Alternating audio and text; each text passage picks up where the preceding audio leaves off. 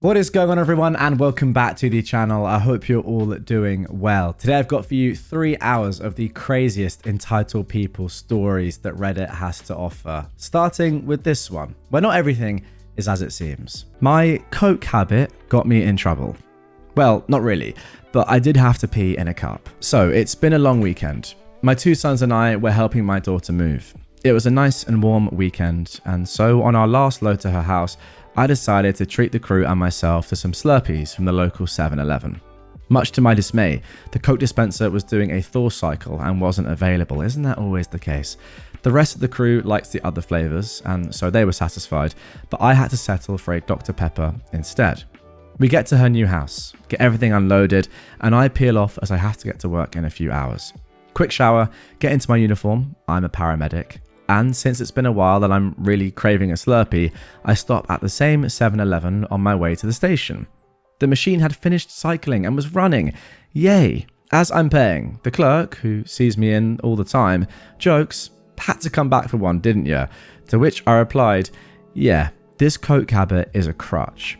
I'm wishing I hadn't made that joke, as some woman heard that and started ranting about how I shouldn't do drugs. I tried to explain the joke to her. You know, oh no, I have a thing for Coca-Cola Slurpees, to the point that it's a habit of getting them. Coca-Cola is often shortened to Coke.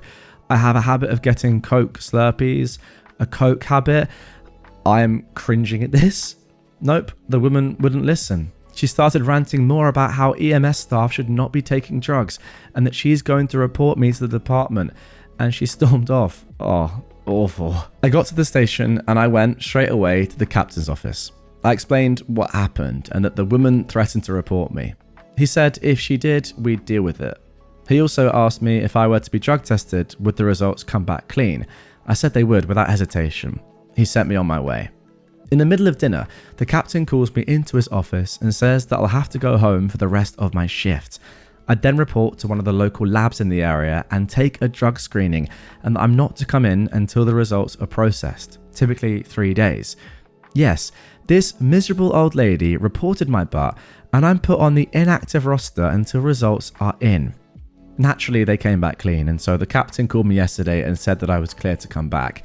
Since this was a false report and I hadn't done anything illegal or dangerous, I'm still getting paid for the mini staycation, and I'm back to work later today. Well done, lady. All you achieved is wasting taxpayer dollars getting me tested for making a joke and letting me sit at home playing Minecraft while binge watching some of the shows I've been meaning to catch up on. Way to go, you miserable female dog. Fantastic. You got a few days off, you know? As much as I could say this is a very entitled woman and just how on earth she didn't get that joke, I just don't get it. It's like the most obvious joke of all time. It sort of benefited you in a way. Now, imagine if you had actually done some illicit drugs and this is how you got caught. That would be tough. Would sort of be fair given that you'd done drugs in this hypothetical scenario anyway, but that would be a brutal way to be found out. But nonetheless, you got a few days off. I think you got to take that. If anything, you should be grateful to this old woman. So show some respect. Now for our second entitled people story. My mum thinks she deserves to move in after her boyfriend broke up with her. Hi. Sorry if this is all over the place. That's how my head is at the moment. I am a 20-year-old woman, and my mum, who is 41, is wanting to move back with me and my siblings. I'll try to keep it short, but basically, she and my stepdad got divorced in November of 2020 because he caught her texting another guy. It was messy.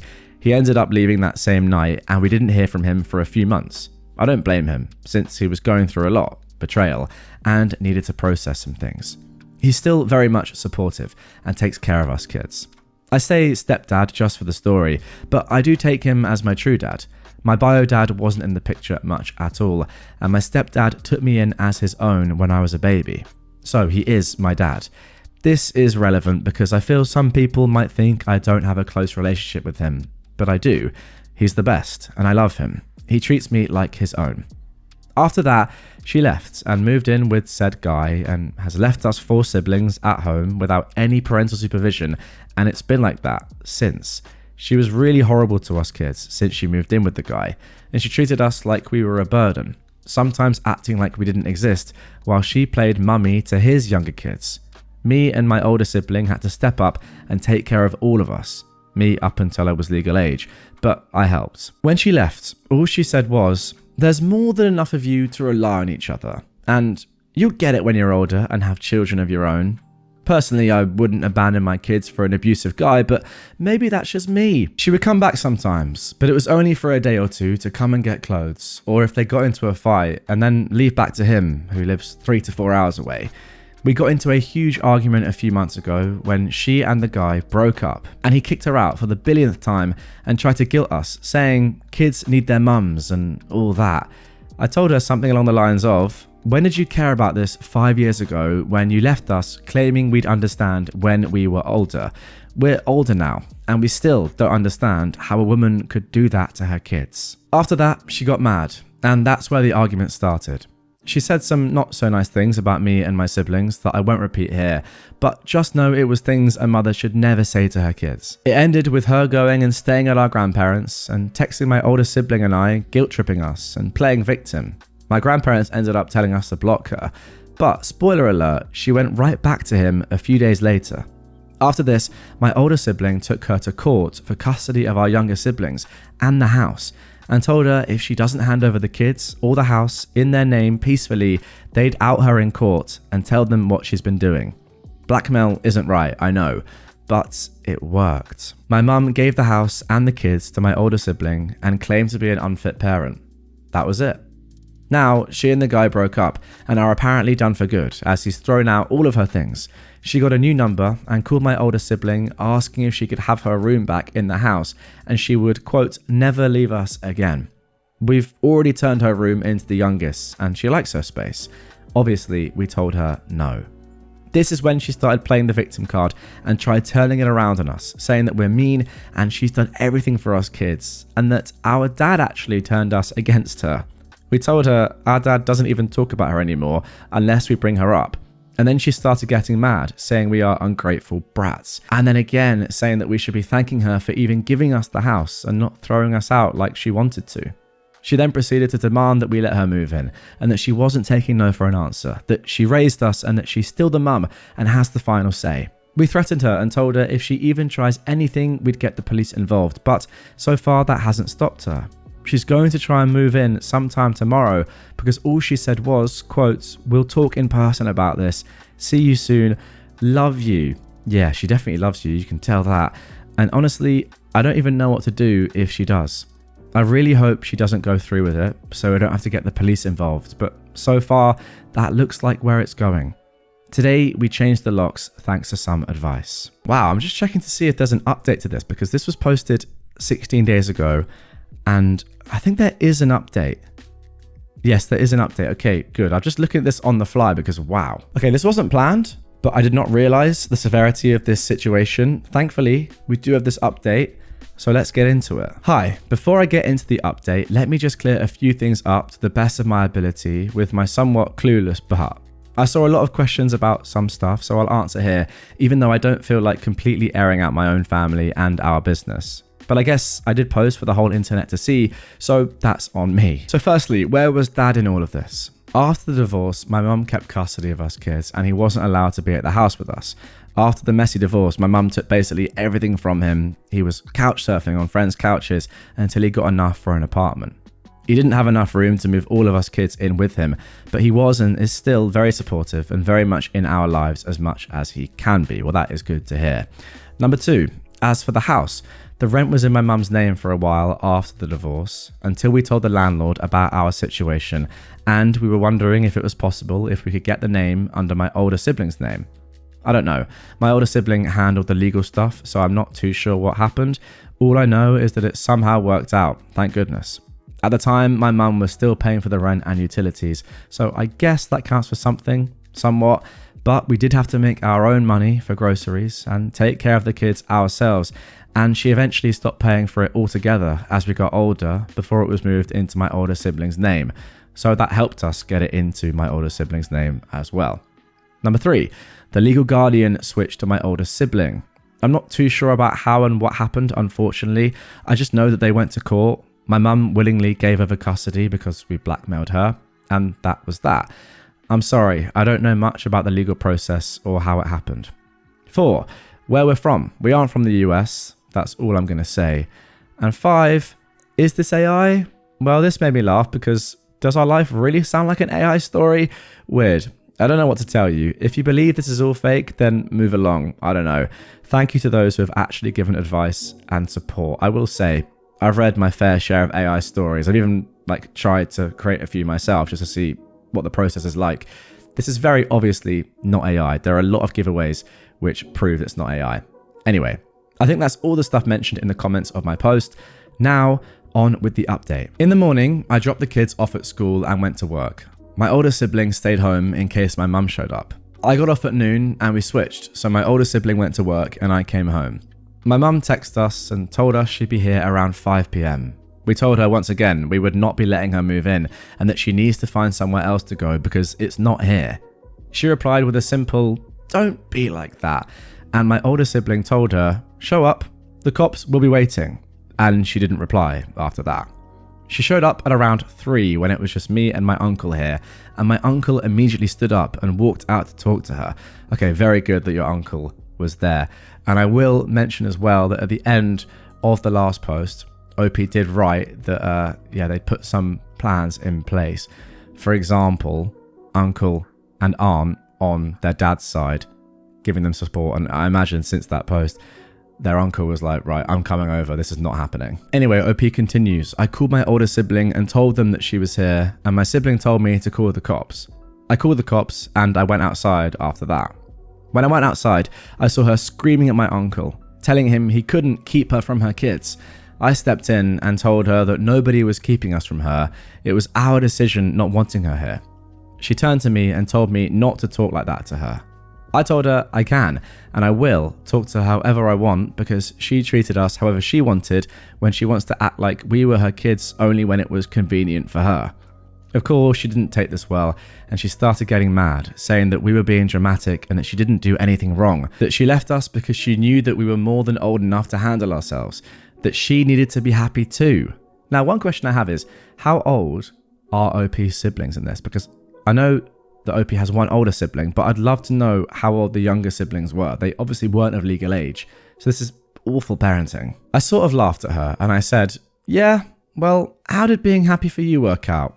This argument went on until my older siblings showed up with the younger siblings and they told her she had to leave and that the police were called. My mum told them that she wasn't going anywhere because she was our mum and she wasn't going to let us disrespect her like this. My older sibling said that was fine and we could wait for the cops. My uncle tried to take the civil approach and told her she didn't have to make this hard and she could just leave and stay somewhere else like my grandparents. She didn't take too kindly to that and once again started cussing him out and telling him to stay out of it, and even went as far as slapping him. By this time, the kids were still in the car and were getting upset about all the screaming she was doing, and I told her she needed to stop because she was upsetting the kids. My older sibling quickly got the kids out and told me to bring them inside and stay with them. I took them inside and I made sure to calm them down until the police arrived. I don't know what exactly happened after that. I was watching from the window but couldn't really hear anything and was told it was just more arguing on her part. My older sibling told me that she also started harassing them because they're non-binary and said some not so nice words about them, which really angered me. Eventually, after about 10 minutes, the police arrived and they asked what was happening and whatever, and I went out because they wanted my side. So I told them, and they asked for documents, and my older sibling went inside to grab everything from their room.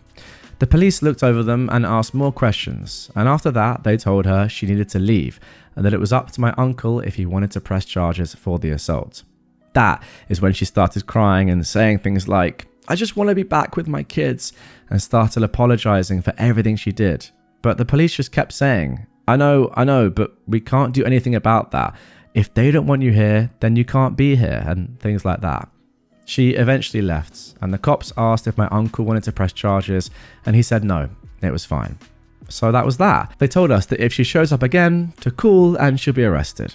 We don't know where she is or if she's coming back, hopefully not. Anyways, yeah, that is basically what happened. Wow, I'm glad there was an update there, because when I read the original post, I didn't realize there was one, and I was like, we can't leave it on that. There better be an update. Thankfully, there was one, and not just that, thankfully it was a good one. And it sounds like, although you have one terrible family member, in your life, in your family, the rest of your family sound pretty good, including your grandparents, your mum's parents, your uncle, your aunt, and obviously your stepdad or dad. Oh, one last thing as well on OP's siblings' ages. She has said in a comment down below that her older sibling is 24. My mum had them at 17, but she doesn't feel comfortable sharing the younger one's ages online. Just know they were a bit young when my mum took off with her now ex-boyfriend. But the answer above should give you an idea if you want to do the maths yourself. Answer above says that she has a complicated family tree. The 3 siblings that she has the same bio dad, aka their stepdad. My mum and him got together in 2001, I think. So OP is now 24. Had my older sibling in 2002, broke up in 2004. My mum had me with my bio dad in 2005. They didn't work out after he cheated on her when I was a newborn. Then got back together with my stepdad almost immediately after and stayed together and got married in 2011. Had the 2 younger ones later on and split up and got divorced 4 years after the youngest one was born. Okay, so doing some quick mental maths. If OP was born in 2005 and it's at least 6 years, right, until her siblings were born, then at the time of this post, they are at the maximum 14. So she's left a 14-year-old at the maximum, probably younger than that, and then whatever age the youngest sibling is as well. That's the age that she has deserted them at.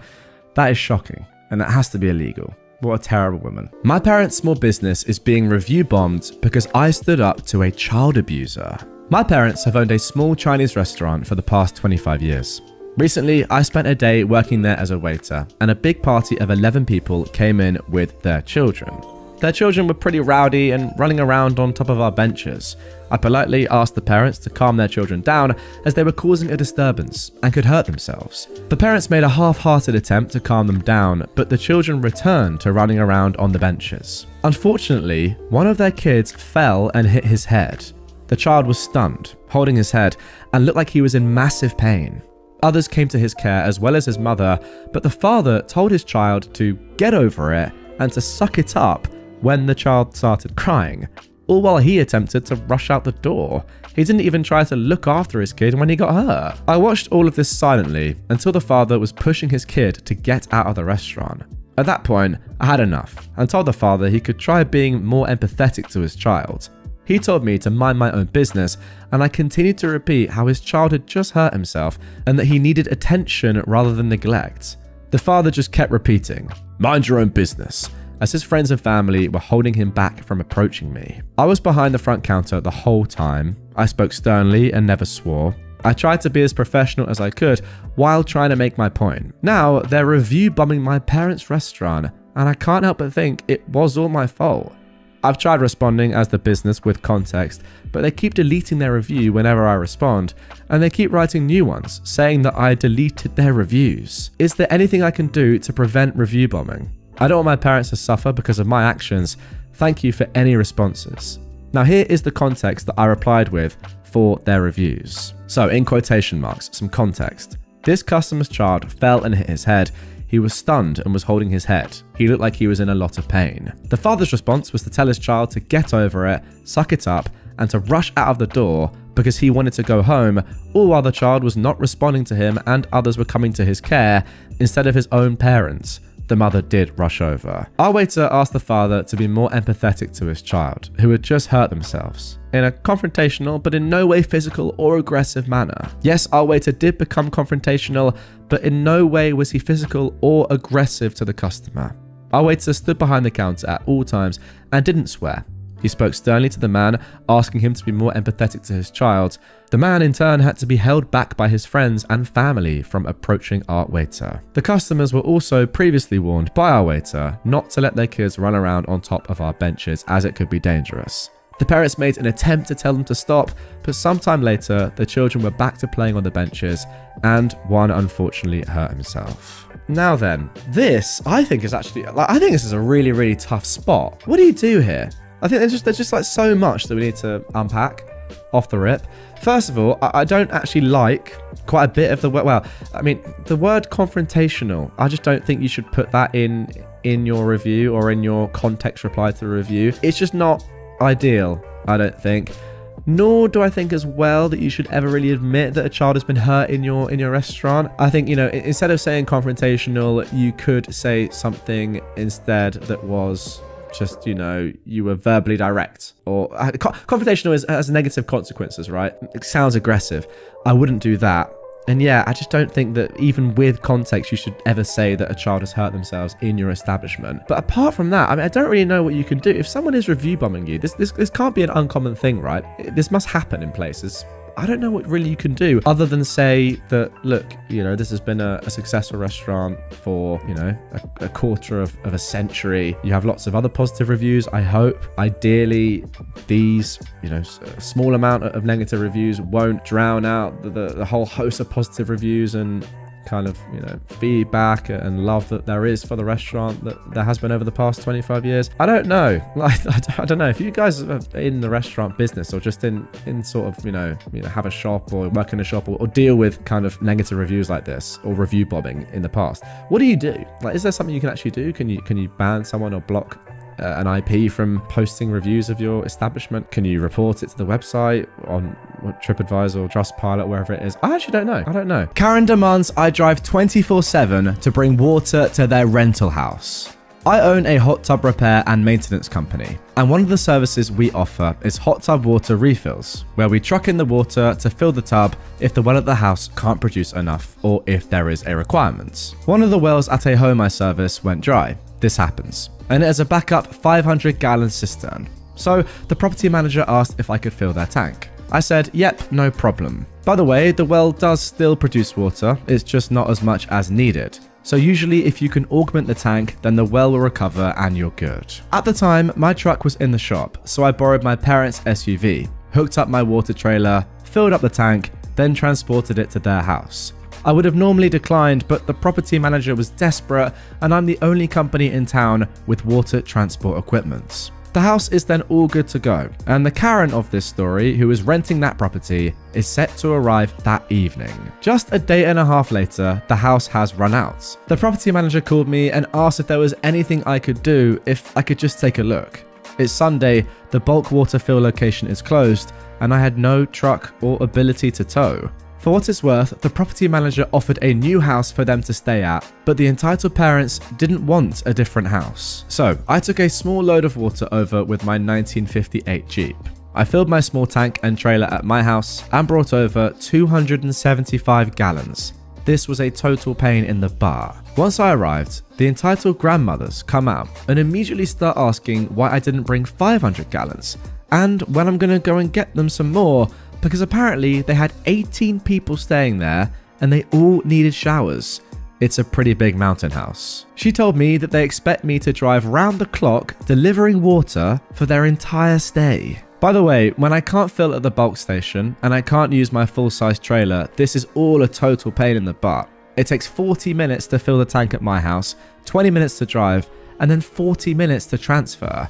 18 people consume a ton of water. For reference, if I had my truck and full-size trailer, the whole process would only take 30 minutes. This was all because they wanted to stay in this house to have their ideal vacation, and any other house or houses would simply not do. You know what? I feel like that's kind of fair enough. I don't normally agree with entitled people, but if you've paid to vacation in a certain house, you do deserve to be in that house. I think that's okay. So, one entitled grandma, the Karen of this story, then said it was my job to supply them with everything they needed for their vacation, otherwise she would make sure I got fired.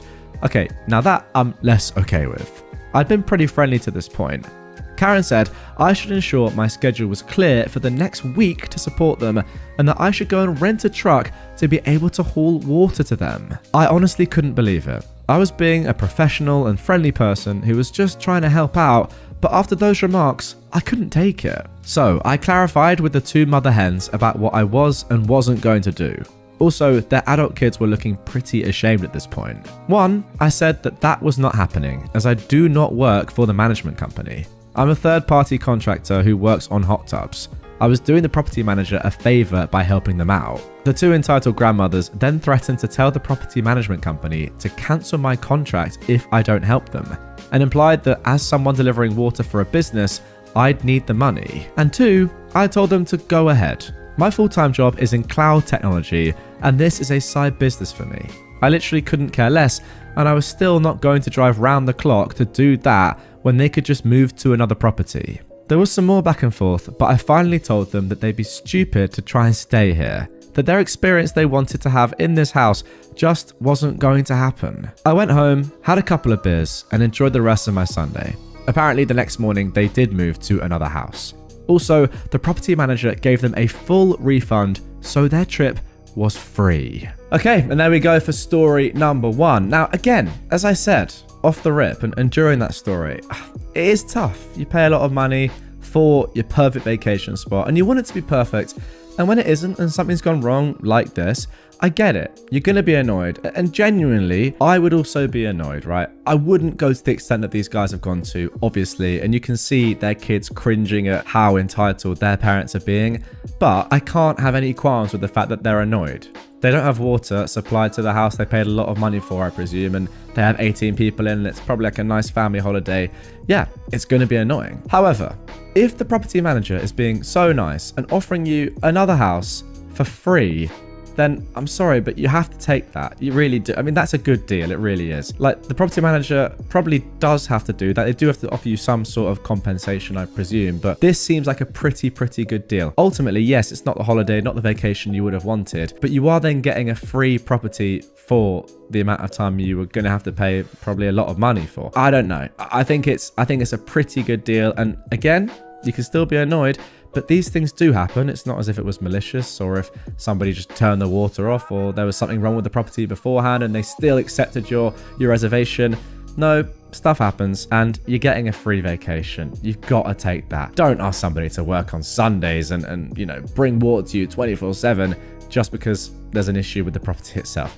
That's ridiculous. Now moving on to our second entitled people story of this episode. Now this one is actually from the same user as the first. 12 entitled people in an Airbnb designed for 6 cost me $600. I thought you might enjoy my second thirsty female dog story.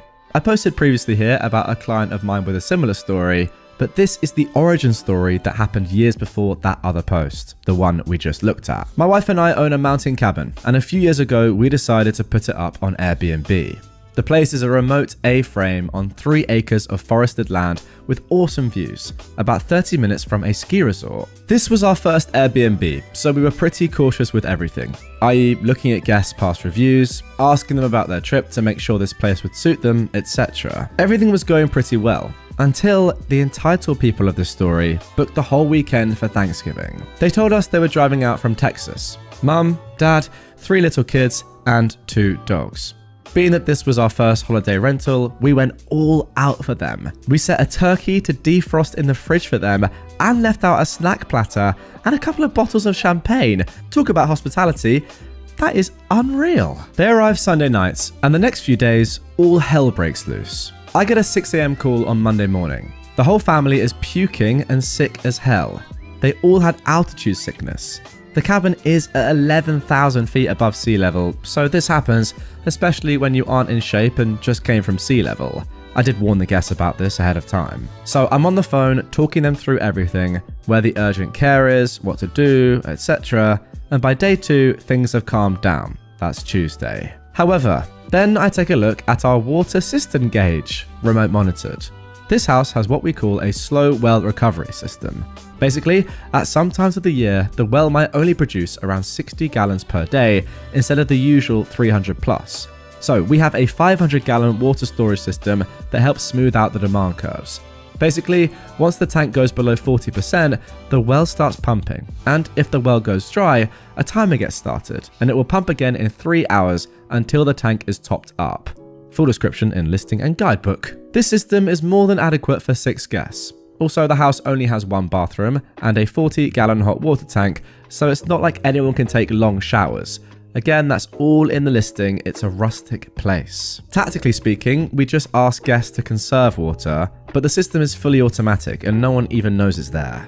Well, after 48 hours, I checked our tank monitor and see it's around 35% full, which means the guests used all of the storage and what the well can produce in 2 days. I'm estimating nearly 700 gallons of water. I literally thought something must be broken because there was no way in heck that 2 parents and 3 little kids used that much. Like perhaps the well fuse popped and they got nothing from the well. So I'm now freaking out, thinking this nice family is going to be out of water on Thanksgiving. I called her and politely asked that they conserve water and had them reset the system, aka turn the breaker on and off. So I basically said I'd monitor it for 3 hours, and if I didn't see the levels make progress, I'd get a water truck in. This would literally be a first, as I've never needed to do it. Her response was, "Sounds good, but hurry because we drink a lot of water." How weird of a comment is that?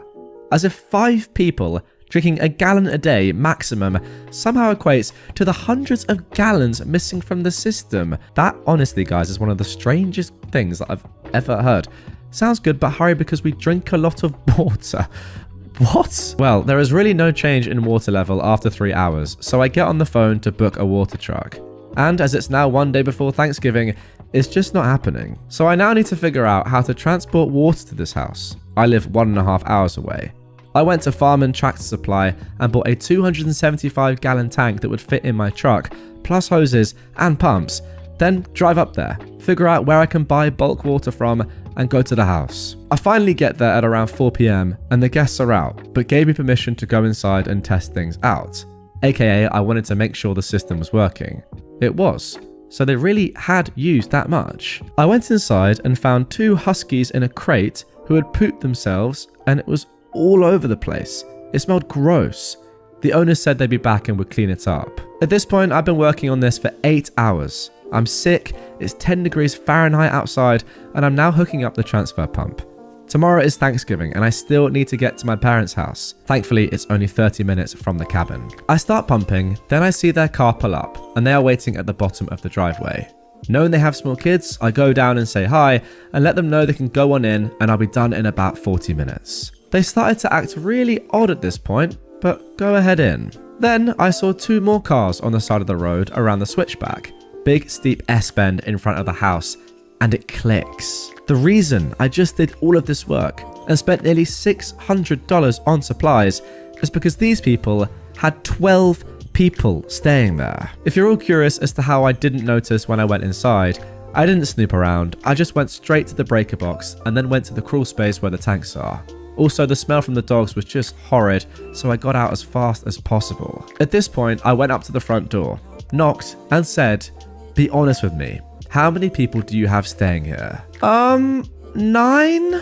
I could see she was lying. But even that number was over our legal capacity base on our permit. You realize that this listing is for 6 people? Well, there are beds for more people, and the kids have a crib, and we didn't know our family wanted to come when we booked it. The loft does have a pull-out couch, so best case there is sleeping for 8 adults, but I'm guessing people were sleeping on the couches as well. I just spent $600 plus a full day to solve a problem that was actually not a problem, I said. Well, the house should have water. No, the house system was designed and tested for 6 people. The stated number on the listing. I don't know how you think it's okay to have this many people here. Look, we could leave, but it would have to be tomorrow, and we expect a refund because we don't want to drive down these roads in the dark with our kids. It's maybe 6 PM at this point. There's no cell service at the cabin, so I went into town and got on the Wi-Fi at a local bar and called Airbnb. At this point, I'd been hosting for 3 months and I had no idea how to handle this situation. But now I was more afraid that they'd damaged something in the house. So Airbnb cancelled their reservation and asked them to leave. I was able to recover around $200 for a deep cleaning on the house, and they didn't get a refund. On a funny note, at the beginning of this year, I started a hot tub service company, and water trucking is a service we offer, and I used some of that equipment to get started. Oh wow, that is interesting, and it kind of makes sense now. And there we go, that is the end of the second story. On that one, I've got to say, it's one of those. It's kind of glamorized, I think, in my head. And I don't know if you guys have seen the adverts in whatever country that you live in, but here in the UK, the adverts for Airbnb are now targeted at people that are homeowners. And when they go away on holiday, for example, the advert is targeted at them saying, if you're away, why don't you also rent out your house for a little period of time, you know, just like a week or so, or even a weekend on Airbnb. So you're making money from your property when you're spending money on another property when you're on vacation or whatever. However, although it is kind of glamorized, seeing stuff like this, I just don't know how I could ever risk that. Sure, you can make good money from doing it, but ultimately, if there's a risk of people like this being in your home, then no amount of money would ever warrant that stress and potential disaster that we've just seen has happened in this one. So yeah, it sounds great and all. I just don't think I could ever do it. Guys, if you've ever put your property on Airbnb and rented it out, get in the comments down below. Have you ever had any terrible renters like these people, or has it been pretty seamless and easy and you've made decent money from it? I'm genuinely quite interested because it's something that I would have considered in the past, but hearing horror stories like this, I'm just not sure now if I ever could. Karen gets shut down at a funeral. My mum died in 2011, right around the time that my paternal aunt Cookie was left by her husband after beating cancer for a third time. Now, my aunt is very physically changed from all the chemo and radiation. She had gained a lot of weight, lost most of her hair, and had aged a bit faster due to a lack of hormones from having every trace of womanhood cut from her body. I have extreme anxiety stemming from agoraphobia, so my Aunt Cookie was my safe place for the duration of the whole event, which lasted several days. This consisted of everyone being at my parents' summer house in Mexico, basically standing around, chatting, drinking, and eating everything in sight. This funeral had every family member, plus people who were aunts and uncles that I'd never met in my life. Not being a drinker and not knowing a lot of the people walking around, my aunt and I sat down to have a cigarette each and catch up on our lives and whatnots. Suddenly, while we're mid-sentence in her cancer update, a Karen that I'd never set eyes on in my life starts loudly going, "Ugh!" She swats at the air like our cigarette smoke is even anywhere near her and makes a big fuss. Karen says, "Oh, that is so disgusting. How can you behave in such a disgusting manner at a funeral?" I reply, "My mum was a smoker, so she'd approve." "What? She was your mother? She didn't teach her daughter how to be a lady, I see. And you," talking to my aunt, "you should know better. What do you have to say for yourself? Smoking in front of this child." I was 33 years old. My Aunt Cookie takes off her sad cancer hat and strokes the small tuft of hair she had left in the front, and booming her voice, but not yelling, says, for all to hear, "What's it gonna do? Give me cancer?" Karen looked uncomfortable after the hat came off, but still managed to look insulted and walked away. I could hear the internal "ree" here. After a millisecond of silence, I giggle snorted and laughed until my sides hurt. Everyone else in the room just kind of smiled, though I think I heard a few snickers. I asked my aunt, "Who was she?" My aunt said, "I don't know, some weirdo that probably came for the free food." My aunt rocks. She's been in remission since 2012. Oh man, there we go. What a way to start an episode. Your aunt is an absolute beast. I'm sorry, imagine the look on this Karen's face as she takes off her hat and just goes, "So what? I don't care. I've beaten cancer 3 times." It's amazing, by the way, that she's been in remission since 2012, that she's still going on. I mean, like, fair play. The strength, the patience, I don't know, just the courage to continue to go through that. Chemo after chemo, probably most likely, but yeah. It all go well and she be okay now. It's pretty crazy, so fair play to her. And as for this Karen, I mean, come on. These guys are adults. They can choose if they want to smoke or not. It's not your business. You don't even know them. Now for our next Entitled People story. Entitled guest thought money could get him anything. So, I live on the big island of Hawaii, and last year I was working at a local resort doing concierge. Most of the job was helping people figure out what they want to do while on vacation, like snorkeling, guided hiking tours, helicopter rides, etc. One afternoon, I was approached by a guy who wanted to take a tour to the Captain Cook Monument, which is known for having great snorkeling, but is only accessible by a steep and fairly grueling hike, or by boats or kayak tour through a permitted company, of which there are only a few. He wanted to go that day or the day after, and I explained that unfortunately all of the tours were fully booked. Unfazed and without pause, he tells me to find him another boat. I explained that only certain boats are allowed to be in that area, and all of them were full.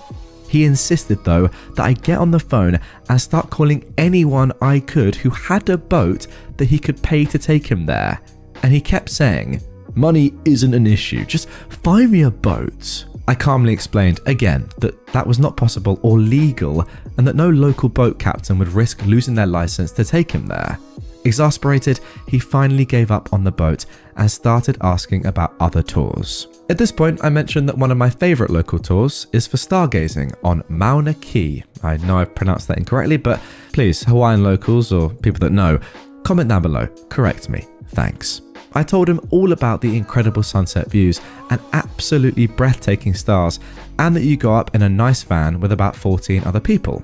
He was interested in going up the mountain, but didn't want to be around other people or be on a tour for 8 or so hours, so he tells me to call the helicopter companies and find him one that will fly him up there for a private star show. I begin explaining that the mountain is restricted airspace due to the observatories at the top, and that even if it wasn't, that not only can the local helicopters not safely make it to 14,000 feet in altitude, but none of those companies do stargazing tours because they aren't trained for it and don't have the equipment.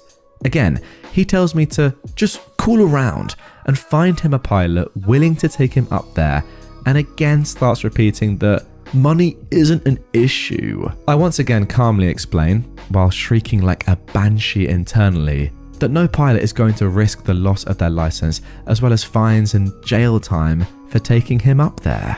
Finally, he throws up his hands and says, "Fine, I guess I'll just go to the beach then." Like, yeah, dude, I feel so sorry that you left planning your vacation activities until you were on vacation, clearly have issues being told no, and now your only option is to enjoy a stunning beach in one of the most beautiful places in the world. God, I hate rich people. Oh my God, I just, absolutely despise this sort of person.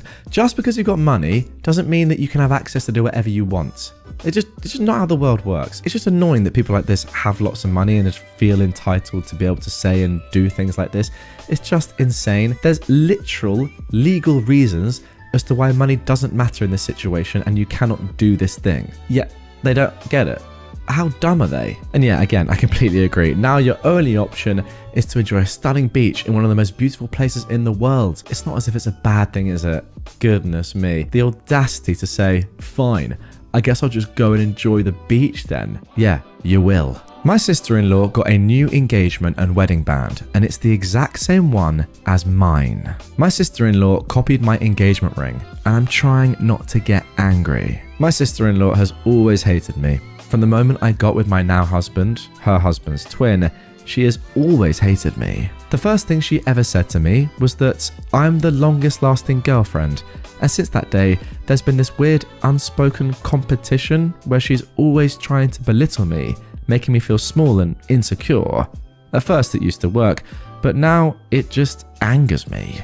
She's bragged about seeing my husband, boyfriend at the time, naked before. She's made comments about my sister's marriage unnecessarily. She's just jealous or something and has always said something to demean me. She goes and changes into outfits that match mine and literally copies me in everything. Well, me and my husband got married recently and he bought me a new ring because of our new journey in life as we'd grown so much. And then today I went to my mother-in-law's house to celebrate someone's birthday and she's here with my husband's twin. I look at her and she copied my ring. Exactly. My husband bought me a new 5-carat pear rose gold double halo ring, and she has the exact same thing. I am so freaking angry. Also, an added note, she also copied our other sister-in-law's engagement ring. My husband has 7 brothers, and the eldest got married first, and then she did, and she had the exact same ring as that girl too. So I know this behavior isn't random or a coincidence. I'm trying to contain myself because it's not a big deal and it's just materialistic things, but I'm fuming and I'm so annoyed. I literally don't want to talk to her at all on this trip. So should I confront her or just leave it alone? Yeah, now this is just extremely weird. And to be honest with you, over the history of my channel and having read a lot of stories about people like this is not a kind of new occurrence, I want to say, an individual like this in one of these stories on these entitled subreddits. She's just, I don't know, got so much wrong with her, so much jealousy. We don't know why, because obviously there's not a lot of context to outside what we've been given, but it's just clear that she is a terrible, terrible person. And I don't really know what her agenda is, what she's trying to do, what she's trying to achieve. But yeah, just a horrible person that sadly is a part of your life.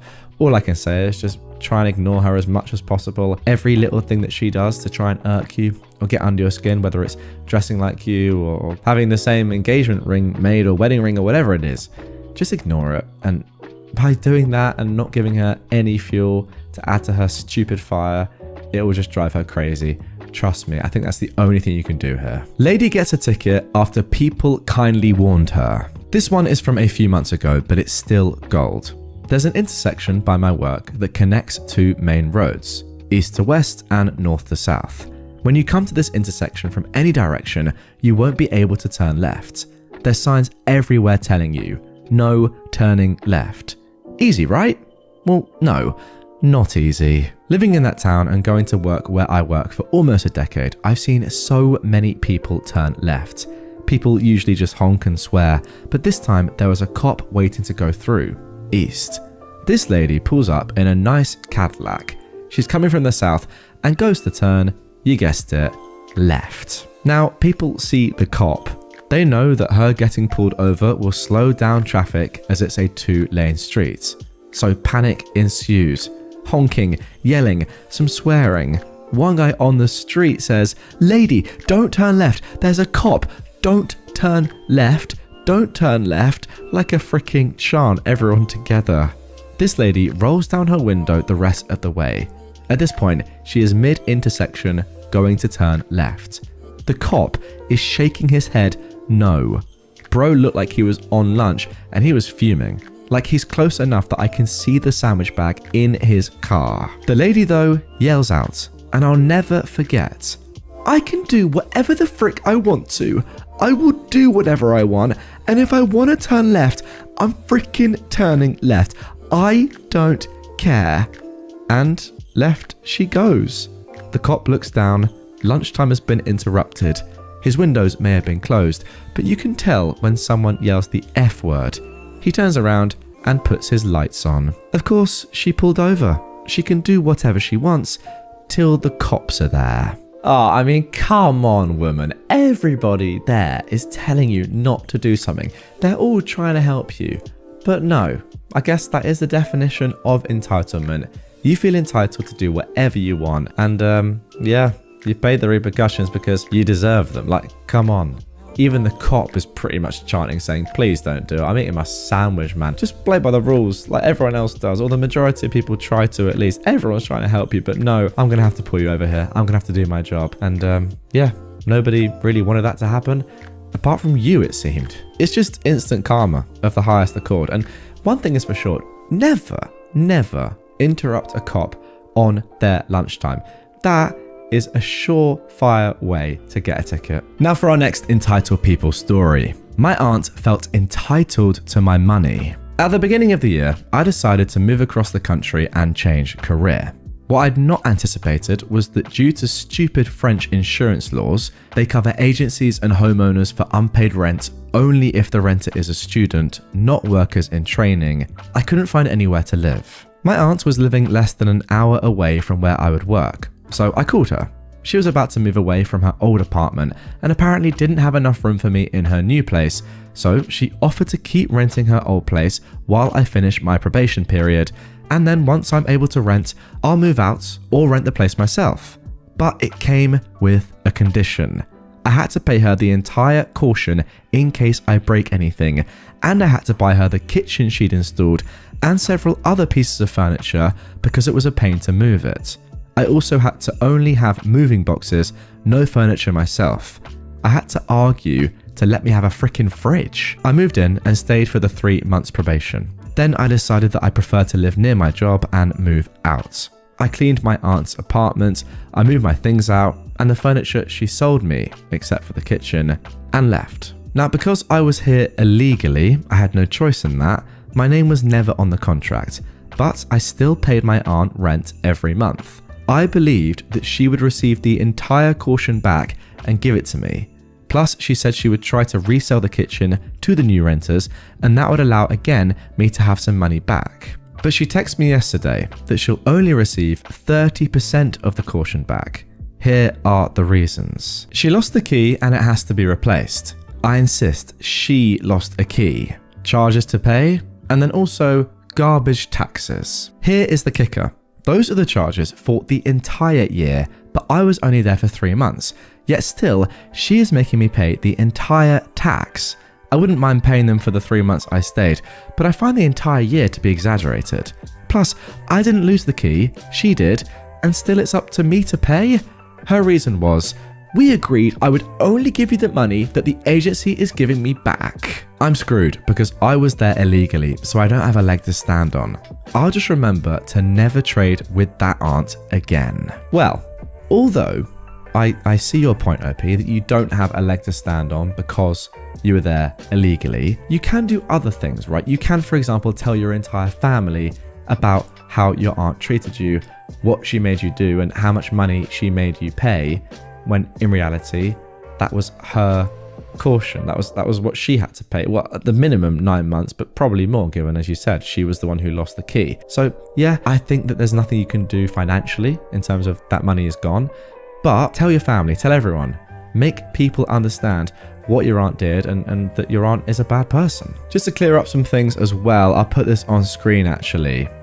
People are asking in the comments, if OP was there illegally, isn't your aunt the one that's liable? So do nothing, it's on her to fix, not you. But then someone has replied that the aunt is shorting them on the payback, there's nothing owed to the landlord.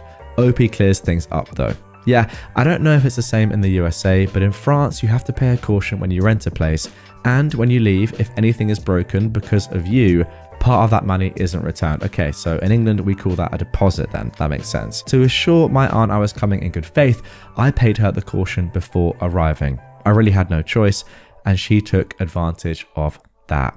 I see, it all makes sense. Very sad. But there we go. Entitled Mum wants to pay me $3.07 an hour to watch her kids. Basically what the title says. An entitled mum reached out to me asking if I could watch her kids for 13 hours a week for $40. She wants me to 1. Watch 2 kids under 5. 2. Cook them meals. And 3. Clean her home. My usual rate for a job like that would be $15 to $20 an hour given my experience, skills and qualifications, and what the job is asking for. When I told her my rates, she cussed me out and told me it would be a privilege to watch her kids and that I should just take the job since I obviously need the money. Wow, what a start to this episode. Just a short one to get things going, but I felt like I had to read it, and now you guys probably know why. That is entitlement personified. Okay, now for our next story, slightly longer than the first, and this one actually originally comes from r/AmITheJerk. Am I the jerk for refusing to change my daughter's clothes at a birthday party? I am a 34-year-old woman and I have 2 kids, an 8-year-old boy and a 4-year-old girl. My daughter's name is Aurora. My husband and I chose that name because it was slightly similar to my late father-in-law's and worked well with our last names. It had nothing to do with the princess from Sleeping Beauty, but in spite of that, we've had fun with that movie in the past, and ever since my daughter realized that she shared names with a Disney character, Princess Aurora has been her favorites. Our family went to Disney World in July, and while there, we bought my daughter a Princess Aurora costume. She adores it and wears it whenever she has the chance. 2 weeks ago, one of Aurora's friends from school threw a princess-themed birthday party. She encouraged her friends to wear costumes.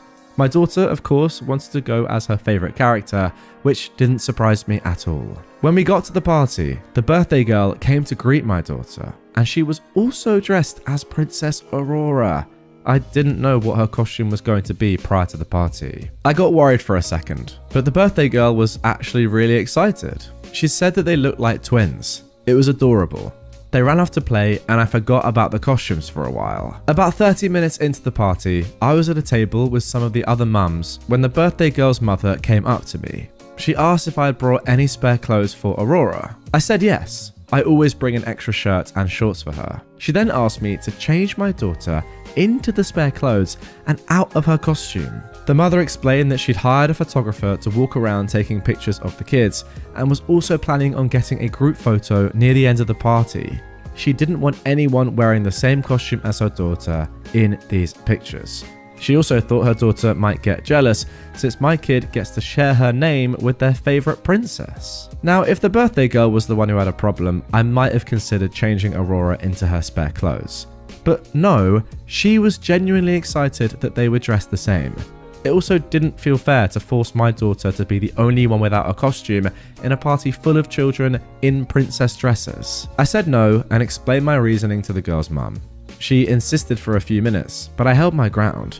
Some of the other mums started to back me up, and she eventually got up and left. When I went to pick up my kids earlier this week, I ran into her friend's mum. She accused me of ruining her daughter's party by allowing Aurora to wear the same costume as her. She told me she doesn't think she'll ever be able to look at the pictures without being disgusted by my behavior. I thought she was exaggerating, but I'm starting to doubt myself. Our conflict has found its way to the mum group chat that we're both in, and opinions over there are divided. Some think having two girls wear the same costume is no big deal. Others think I should have changed my daughter's clothes.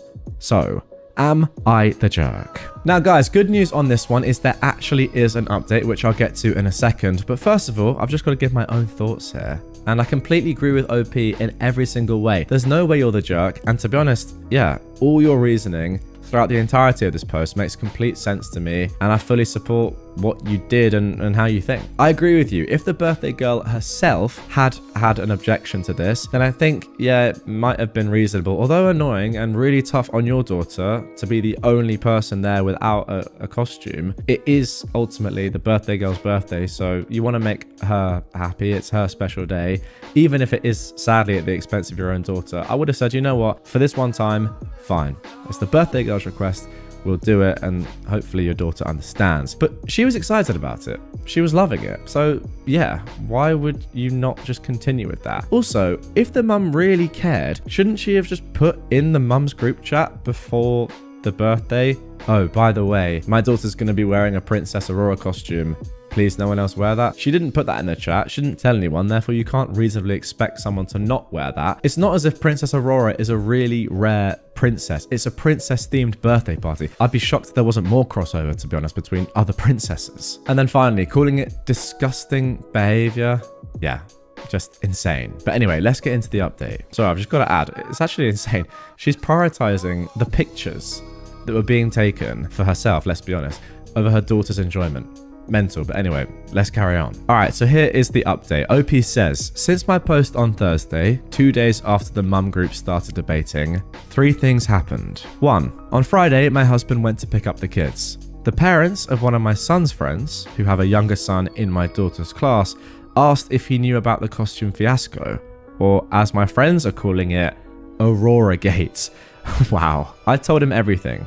He said the birthday girl's mother was being ridiculous, as I had no idea what her daughter's costume would be exactly. The mum he was talking to asked, wait, she didn't know? She called me and I told her my side. It turns out that the birthday girl's mum told people that I had been informed about the costume and to avoid dressing Aurora the same weeks prior to the party. The story was warped before it even got to the group chat. My side of the story made it to the group chat. After some pressure, the birthday girl's mum eventually confessed that she'd lied about me. Most of the other mums had apologized to me by Sunday. Oh my gosh, that is awful. She's doubled down on her entitlement by lying. Wow. Second, also apologizing to us on Sunday were the birthday girl's father and maternal grandmother. She's visiting them for a few weeks. Apparently, the birthday girl's mum had been complaining about the party almost daily. Since they got the photos back, the birthday girl's mum has been insisting that there isn't a single good picture of my daughter without another girl wearing the same costume. Aurora and the birthday girl were playing together most of the party.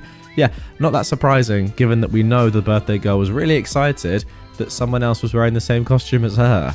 Anyway, she was especially upset about the group photo, which shows the birthday girl in the center and my daughter to her right.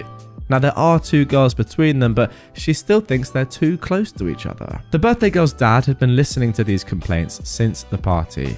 He told us that unless his daughter was in the room, he couldn't look at the pictures without his wife making a comment about me, my daughter, or how we ruined the birthday girl's birthday. It came to a head on Saturday. While talking with the grandmother after the birthday girl went to bed, the mother said she no longer wanted to make a photo album of the party. They'd gotten a photographer for both album and social media purposes. Both the birthday girl's dad and her grandmother wanted the album. The three had a fight that lasted about 15 minutes before the grandmother told the birthday girl's mum to stop obsessing over her daughter's friend.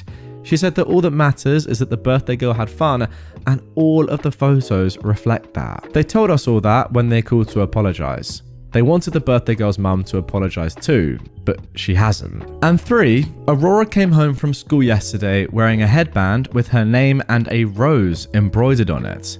The birthday girl had her grandmother make it for her. Me and my husband are still in contact with the birthday girl's father, and we're trying to set up a play date for the girls next week. Also, there are some things that I want to clarify about my previous post.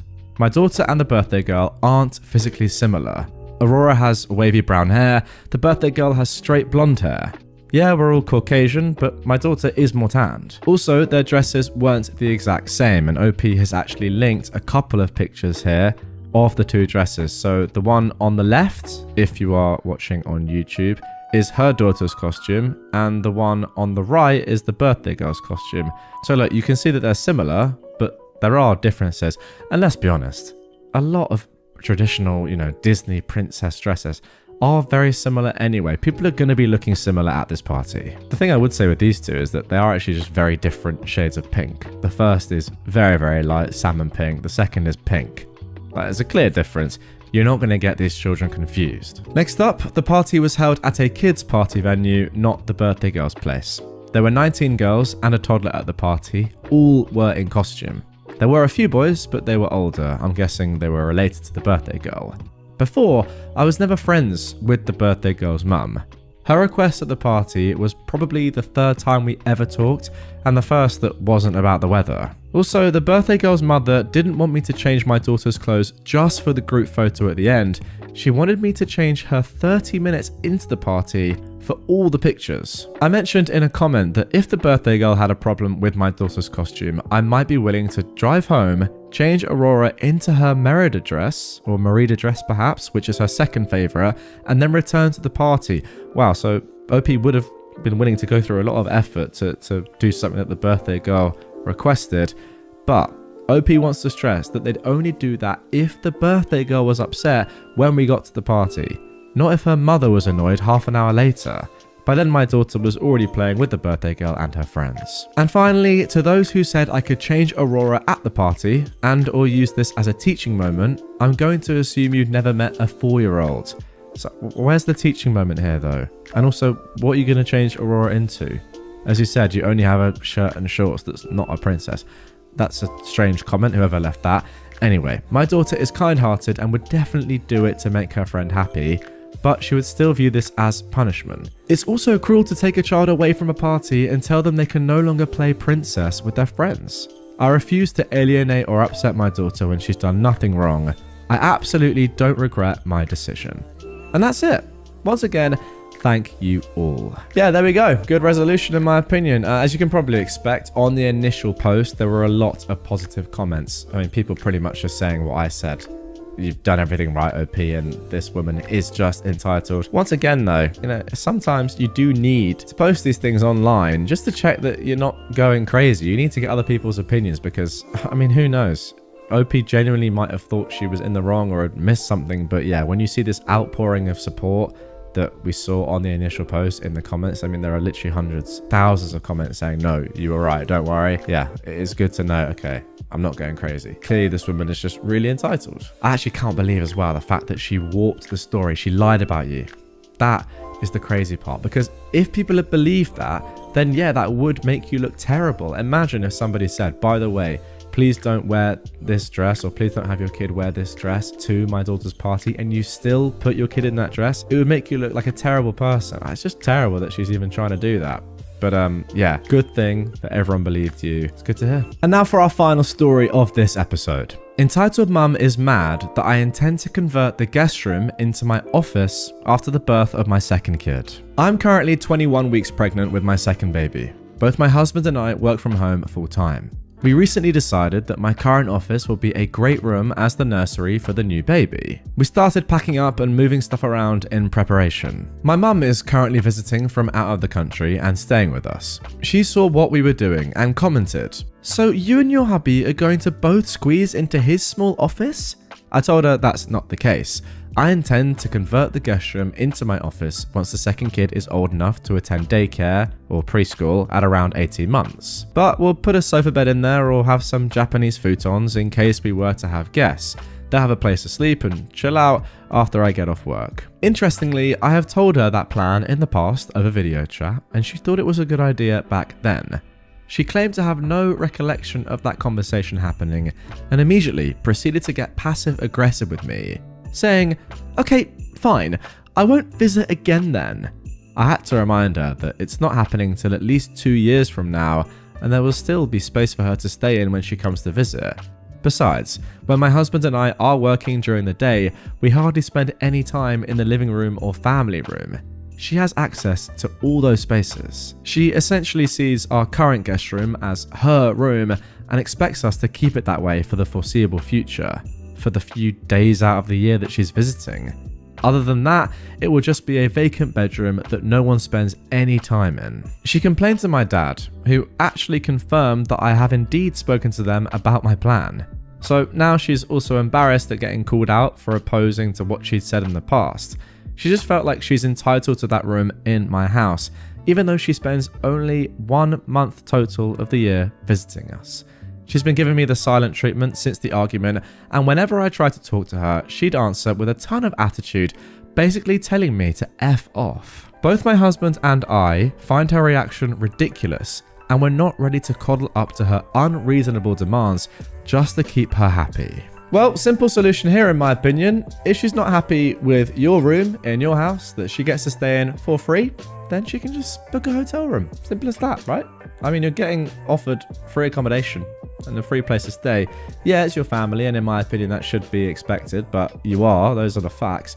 If you don't like it and you don't want to stay there, pay for somewhere that you like. I think that's very simple. Okay, so here is the update posted just 1 day later. I checked the camera footage last night / this morning. My half-sister and my biological mum's mother had been looking under mats, rocks, in potted plants, the mailbox, and checking the doors, probably looking for a spare key. I don't keep one on my property, and my dad, grandma, and grandpa have keys they keep with theirs. My uncle did an overhaul of mine and dad's cameras. We now have ones that send notifications to our phones when motion is detected. Also got Ring doorbells for the front and back doors. There are other features, and all the cameras are better hidden as well. I went to the police department while he was doing this, and I brought my grandpa with me. My half-sister was booked for trespassing, but not held very long since my biological mum's mother picked her up from the station. They stuck to the lie of me offering my half-sister a place to stay and gave statements. Not sure how that's going to go, but I'm taking steps to protect myself, my property, and my dad and his property. My half-sister doesn't have a record beyond this, so this was her first offence. I don't know how I feel about that, to be honest. It sounds awful, but I'd hoped she would have had at least one prior, because commenters make it seem like that would make the outcome of a permanent restraining order or trespassing order favourable. My biological mother's mother does have a record though. Harassment, trespassing, and domestic violence. I shared this with the police as well. Either way, I was able to get a temporary restraining order today, so there's that. I gave the camera footage to the police alongside copies of the texts, printed out and on USB. I gave a statement, and they called a judge to get the temporary restraining order issued. I talked with them about other things like self-defense recommendations, overhauling my security system, getting a gun for protection, and so on. I was really anxious and just kept talking because it finally hit me that these people know where I live and they're willing to make the 6 hours to harass me and get inside my home. You know what? That slipped my mind there for a second, guys. They made that 6-hour journey, didn't they? With no kind of assurity or reassurances that your half-sister was going to be let in by you. They were just doing that on a whim, right? That's mad. The text and voice messages haven't stopped. I unblocked and muted. There are direct and indirect threats. My biological mother's mother is adamant that since I have an entire house to myself, a stable job, and no children, I will be housing my half-sister, or she'd give me the butt whipping my dad should have. My half-sister has only left one voice message about coming over later today, and that she's staying with me because that's what blood does. They help.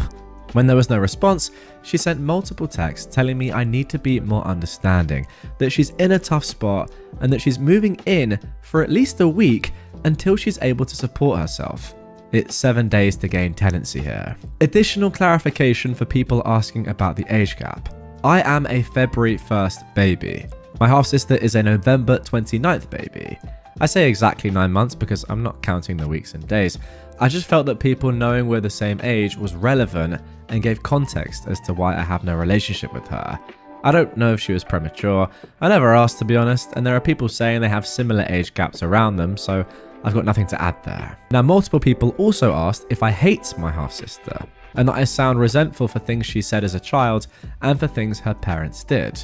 In my first post, I talked to somebody in the comments and admitted that had this been a few years earlier, I may have helped her out without much thought. I know as children, she was just parroting her parents.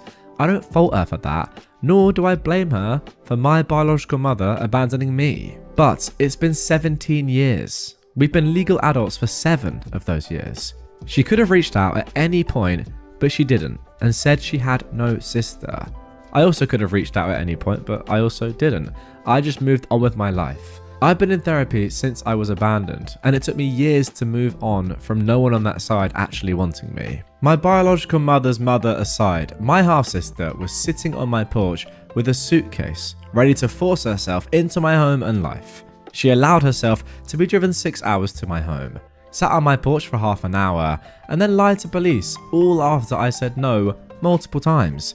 She never claimed me until she needed something, and now she's forcing herself into my life on the basis of being family. I don't hate her, that's too much energy, but I do resent her now alongside her grandmother and the rest of her family. I was ignored for years, and now I feel unsafe in my own home just because my half-sister and those around her can't take no for an answer.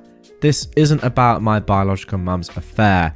This is about my half-sister and her family ruining my safe space, my home, with their trash. The past is a factor in that resentment now because, again, I haven't spoken to her in 17 years. I didn't know what she looked like, but suddenly we're sisters because she needs someplace to stay. I definitely resent that. Also, I feel validated in my choices. Posting to Reddit, asking for and taking advice, listening to my dad. The attorney I spoke to pretty much said all the things that commenters have. Unblocking and muting to get evidence of harassment, calling the cops and showing them the messages because it proves there was no implied invitation. This is apparently the biggest thing I had to worry about because even letting my half-sister stay on my porch could have worked against me. Giving the cops the camera footage of my half-sister and biological mother's mother looking for a spare key was also a good move. Even going about upgrading security, getting self-defense items, and asking the officers about self-defense recommendations and my wish to get a gun for protection works in my favor. It shows that even though this was my half-sister's first offense, I don't feel safe, and she is a major cause of that. And I don't. So thank you again for all the advice. If they show up like they said, I'm going to set off my security system and call the cops. Now guys, you might be thinking that that is the end of this one. It seems like it's come to a logical conclusion. And to be fair, the story at least, that event has. But actually, OP has posted another little bit of information. It's actually a series of text messages from a cousin of hers that shed even more light onto her biological mother, that side of the family, her half-sister, her ex-grandma, I guess, her biological mother's mother now. And that is really, really interesting. We're going to get into that in just a minute or so. But first of all, on this, again, all I can really say is that you've done the right thing. These people are an absolute disgrace, just coming to you in their time of need. And yeah, ultimately, they are very, very entitled people. I mean, being entitled is one thing. It's when you actually are now feeling unsafe in your own home, and they're kind of feeling a little bit unhinged, for want of a better word, that it becomes dangerous and actually quite scary. Because who knows, as you said, if they're willing to drive 6 hours to do this and you felt the need to ask the police about, you know, do I need a gun here for self-defense? That is kind of getting past entitled, really, and it's becoming dangerous. So yeah, all I'd say, even for a further recommendation, maybe get some extra locks, get a big dog, get a fence, build a wall. Don't want to make a joke here, but you know, like as you say, you feel scared. You need people to protect you. Get your dad involved. Maybe go and get your dad to move in with you for a period of time until this is kind of dealt with. Because yeah, as you say, scary stuff. But anyway, let's get into that final bit of info. So here we are. Concerned cousin on half-sister is what OP has titled this one. I was going through the first messages sent to me, and I found one of the many that I muted without reading. This is from a cousin of my half-sister. So here it is. They say, your half-sister's biological father cut contact with your half-sister when she was 20. She covered up your biological mother's affair with her current husband. Wow, I guess that's a new man into the equation, right? I'm not sure. Could be the same person as before. No, it can't have been, right? Wow. She covered up her biological mother, your biological mother's affair with another man, her current husband. Okay. So then the half-sister's biological father stopped paying her tuition and cut her off financially. The half-sister's work history is non-existent. She was kicked out by your biological mother a month ago because she was sleeping with... Sorry, what? She was sleeping with the man that your biological mother was having an affair with and one of his sons? Said son turned 18 2 months ago. What? Your half-sister came home to hers and her mother's partner's things on the curb and all the locks changed. I say her mother's partners. It's her mother's husband. Sorry, this girl was sleeping with her mother's husband and one of his sons and then covered up that entire thing to her own dad. What has just happened to this story? Police weren't involved. The cousin who told OP about this doesn't know if OP's biological mother told the boy's mother, but she did tell the entire family. Essentially said, protect your kids and marriage. OP's half-sister claims she only slept with him on his birthday, but her mother claims he was a minor when OP's half-sister slept with him. The family is adamant about getting her somewhere safe to stay long term because, oh my goodness me, would you believe it? OP's half-sister is pregnant. No one likes her, but they believe abandoning her is wrong due to her being pregnant. The cousin expresses doubt about the pregnancy. Wow, really? So the cousin who is telling OP about all of this isn't even sure if her half-sister is pregnant or it's a lie. What? The half-sister showed OP's maternal grandmother a positive pregnancy test, but no one else has been given any proof. And the half-sister has a history of lying. Now, do we even know for sure if the half-sister did show OP's maternal grandmother a positive pregnancy test? Remember that this grandmother was the one that was willing to drive 6 hours with OP's half-sister to drop her off at OP's home with no guarantee of her letting her stay. Honestly, what is going on here? OP's half-sister couch surfed with those that don't have kids. So far, she's borrowed someone's car without permission, taken expensive items to pawn, taken money meant for interview clothes and travel, then blew it on expensive mum and baby outfits. When cops were involved, she lies and has gotten someone arrested by claiming SA when they tried to have her removed from their property. What? Oh my goodness me, this person gets worse and worse with every word. The plot to get my half-sister into my house was the idea of an uncle, one of my grandma's 3 sons. My grandma apparently brags/complains about me being young with no kids, a well-paid job, and a house that I own. Essentially, this uncle said I had no responsibilities, disposable income, and plenty of room. Because nobody wants to outright abandon my half-sister, this was the best plan, in inverted commas. This is the final message from OP's cousin. Don't give an inch, not even a ride to a shelter. Someone tried and she caused a scene, nearly getting them arrested because she kept lying about the situation. Please read this. I read your 2 posts.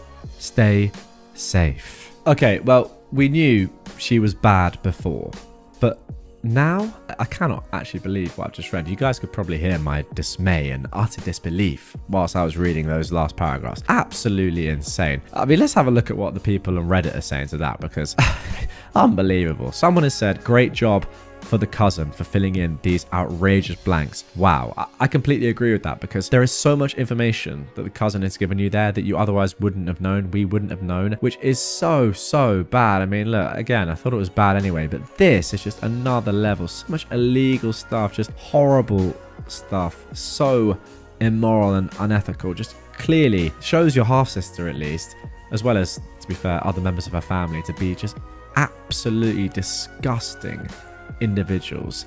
Again, comment down below, guys. What do you think about this? What do you think about this? I just need to go back and kind of understand just what was going on there.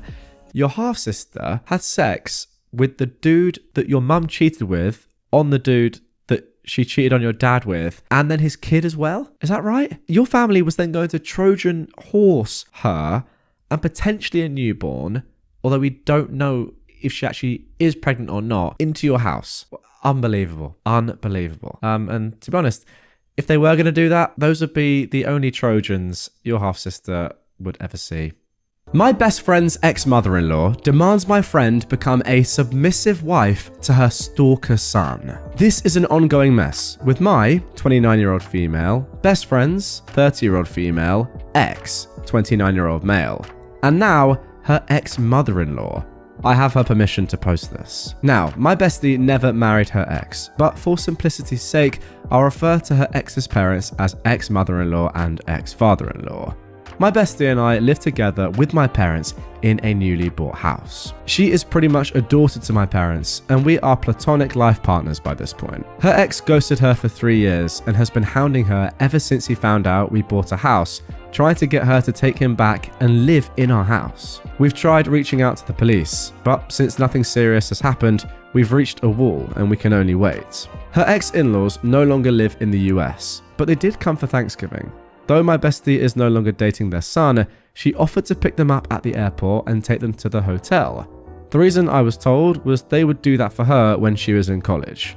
I didn't like it since her ex is a problem, but she wanted to use the chance to ask her ex's parents to intervene and maybe get him off her back. I still didn't like it, but I figured they probably were okay based on how she described them. And I was completely wrong.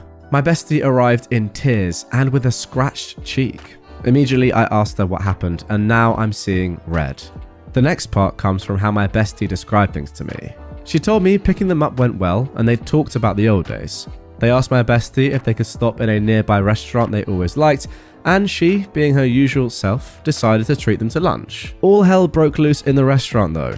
Apparently, her ex-mother-in-law demanded to know why she didn't take her abusive stalker ex back. According to her ex-mother-in-law, my bestie is responsible for her baby boy since she was his first girlfriend and they were married in the eyes of God. To start, they never legally married, and my bestie is an atheist, so yeah. She tried to defuse the situation, explaining that she's moved on with her life after 3 years of not knowing where he was. She did try to ask her ex-mother-in-law to convince her son to leave her alone, and that she just doesn't want him in her life anymore. Her ex-father-in-law seemed to agree with her and apologized for all the heartache and pain that she's gone through. Her ex-mother-in-law, however, took over the conversation and began screaming that thanks to my bestie, her son had no life. That apparently my bestie was responsible for her firstborn not having a wife or children. The least she could do is take responsibility and become the submissive wife he deserved. The ex-father-in-law tried to pull his wife away, more than likely because they were causing a very public scene. My bestie simply said she would not ever consider marriage to her ex. She then said it might be best to take the food to go and for them to go to their hotel. She paid for all the food despite the ex-father-in-law offering to cover his and his wife's meal, and still drove them to the hotel. At the hotel is where things went from 1 to 100. The ex-mother-in-law had spent the whole drive escalating demands, from taking him back to marrying him to have a child and give her son the house as the man in the relationship. The ex-father-in-law apparently kept telling her to stop, but there was no way she could be quiet. Finally, my bestie had had enough. She stopped the car and told her ex-mother-in-law she will never take a failure of a man like her baby boy as a husband, let alone give birth to his spawn. That she was glad that no other woman had stayed long term with him, since he really won't be a good addition to the gene pool. I gotta admit, I'm proud of her for that last one. The ex-mother-in-law went crazy and jumped on my friend. Her husband luckily grabbed her, but she still managed to get my friend on the cheek. She began screaming that she was the reason her family had split, called her the W word, although it was actually a different word, and said she wished our house burnt with all of us inside. The ex-father-in-law just told my friend to drop their bags on the sidewalk and drive away while he held back his demon of a wife. And my bestie did exactly that. The next thing she did was drive back to us. She was not so much hurt by the insults or even the attack, but more the notion that a woman she once saw as a second mother would treat her like this. I told her to just relax a bit, so she's watching some movies with the dogs while I write this and do some work.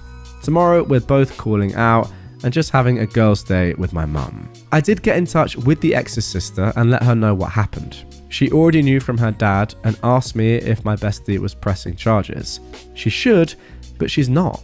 I tried to convince her, but it's a sore topic for her, so for her emotional well-being, I'm not going to push it. The sister said she appreciates that we're not pressing charges and that she will make sure her family doesn't bother us in any way. Apparently, she already had her brother moved outside the city. I'm not sure how or where, but I'm glad he's gone. So hopefully we're done. We're going to avoid going out too often until we know the ex-monster-in-law is gone from the city. It's not a small city by any means, but I wouldn't put it past these crazies to try and stalk my bestie. But that is not the end of the story, guys. Before we get into my thoughts, we actually have an update. After Thanksgiving dinner, my mum sat with my bestie to have a serious talk. She told her she didn't want to diagnose her, but she was showing clear signs that she needed help and therapy could be an option. They had a discussion about it and my friend agreed to seek professional help. Since she lives with my mum, she's not an option, but mum is going to help her find someone. We just came from filing a police report. My friend won't press charges, but we made a paper trail to ensure that it's at least on the record. She apologizes for not doing it immediately and for going to meet her ex-in-laws. I told her I understand that she's going through a lot of things. We'll see how things go, but she's like a sister to me and I refuse to let her go through it alone. As for people in the comments saying I have feelings for her, please stop. Like, seriously, stop. She's my family and I don't see her in any romantic or sexual way. It's annoying that people assume that just because I'm bi and have a strong friendship means I have romantic feelings. And to the person who made a comment about her ex-in-laws being entitled or Muslim, that is inappropriate and extremely racist. Wow. It's the same mentality that my friend and I have to constantly deal with because we are Hispanics. I seriously dislike people like this. Yeah, a bit of a strange last comment to end the update on. All I'll say to that is, OP, I'm sorry that you have to deal with stuff like that and people like that every day. That is very, very weird. Don't want to see that on Reddit. However, let's get into my thoughts on the entire story. The thing that actually just screams out to me is that despite all the obvious trauma and, I don't know, hardship that will come with filing a police report or pressing charges, I do feel like that is the logical step, right? I feel like that has to happen. Otherwise, you're not really preventing something like this from happening in the future. It's worth it, in my opinion, going through these steps now, even though I can tell that your bestie OP really doesn't want to, in order for this not to happen again. Because yes, it's tough to do it in the short term. You don't want to do it. But what's tougher? Pressing charges now or having to deal with this sort of thing happening once again in the future? I mean, who knows how many times. Take the L in the short term, get it done. I don't know exactly what would come of that, but surely you could be entitled to some form of restraining order or something. I mean, I don't know. If you know about the law more than me, guys, comment down below. Let me know what you think could happen as a result of pressing charges. But yeah, off the bat, you just got to do something or things will never change. Okay, now for our next entitled people story of this episode. A woman in a supermarket tried to eject me from and take my wheelchair. So there I, a 39-year-old non-binary, was in a rural Shaw's. For those not in an area with a Shaw's, it's a standard supermarket with a club that makes things cheaper, which is their way of hiding their markup. Stuff is just cheaper a few miles down the road. Unfortunately, there were a few things I could only get there, like my flavour of lifeblood, also known as caffeine, and food for the dogs. I was using my power chair, which back then I needed more often. It's an Eagle HD foldable deal, and it works great. I'd been hit pretty hard by post-COVID and was very sedentary at that time in my life, along with a pre-existing joint problem. So I'm leaning forward to get a flat of Monster and stick it under my seat on the rack when a woman pushes on my back and says, "I need that. You don't. You're younger." As I was belted in, nothing happened. It was only luck that I was belted in. Usually I would have undone it to pick up something heavy. I sat up and pushed her hands off of me, saying, "What the frick?" And she shakes the back of my chair like it's a dinner chair or something and goes, "You can use the scooter. The chair is better and I'm old." She points at the trashy supermarket scooter that she's using. I stare at her in total shock for a moment and say, "This is my wheelchair. Get away from me. You can't use personal stuff in supermarkets. Give me the chair." She started shaking it with each statement. So at that point, I just hit the maximum speed on my power chair and took off, ripping it out of her hands. It was either let go or be dragged on her face because she clearly wasn't super steady and needed a scooter herself. And we're off on the dumbest chase in creation, mostly because supermarket scooters go slower than any other mobility device. I buzzed over to the service desk and cut the line and said, "I'm sorry, I'm really sorry, but there's a woman following me trying to push me out of my chair and take it." And from behind me, they can hear, "Get back here!" and the most wheezy buzz of the slow scooter. Oh guys, I'm just picturing this right now in my head, and it's absolutely phenomenal. I feel like we need to make a cartoon animation out of this story. In the moment, it was really enraging that she was being so entitled and frustrating, and I just wanted to get my dog food and leave. But in memory, it was the funniest thing I've ever seen. Yeah, there you go. I can't imagine how it couldn't be funny. They let me into the little back office area, and they and the whole line of people waiting just sort of watched as she came over. And it took so long. The scooter was so slow, and she's yelling about how I don't need the chair and how she should get it because she's older and more disabled. It takes like a full 20 seconds for her to get from one end of the store to the other. Everyone is just staring as she rides, full of glory, at 0.00001 mile per hour, with her face red and her glasses hanging off one ear. So she finally gets to the desk, and they calmly explain that the wheelchair isn't store property, and if she tries to steal from another customer, they'll have to call the police. She starts shouting at the employees that she knows full well you can't bring personal equipment into the supermarket, so they're lying. And the other woman behind the counter says with a bit more attitude, "Lady, why do you think we care if you bring a wheelchair into the supermarket?" At this point, I think something either clicked or she just realized that an entire line of people was staring at her, and not kindly. She suddenly asked where to find the artichokes. I almost coughed on my own spit. The worker just stared back and pointed back where the woman had come and said, "Produce?" and the woman left.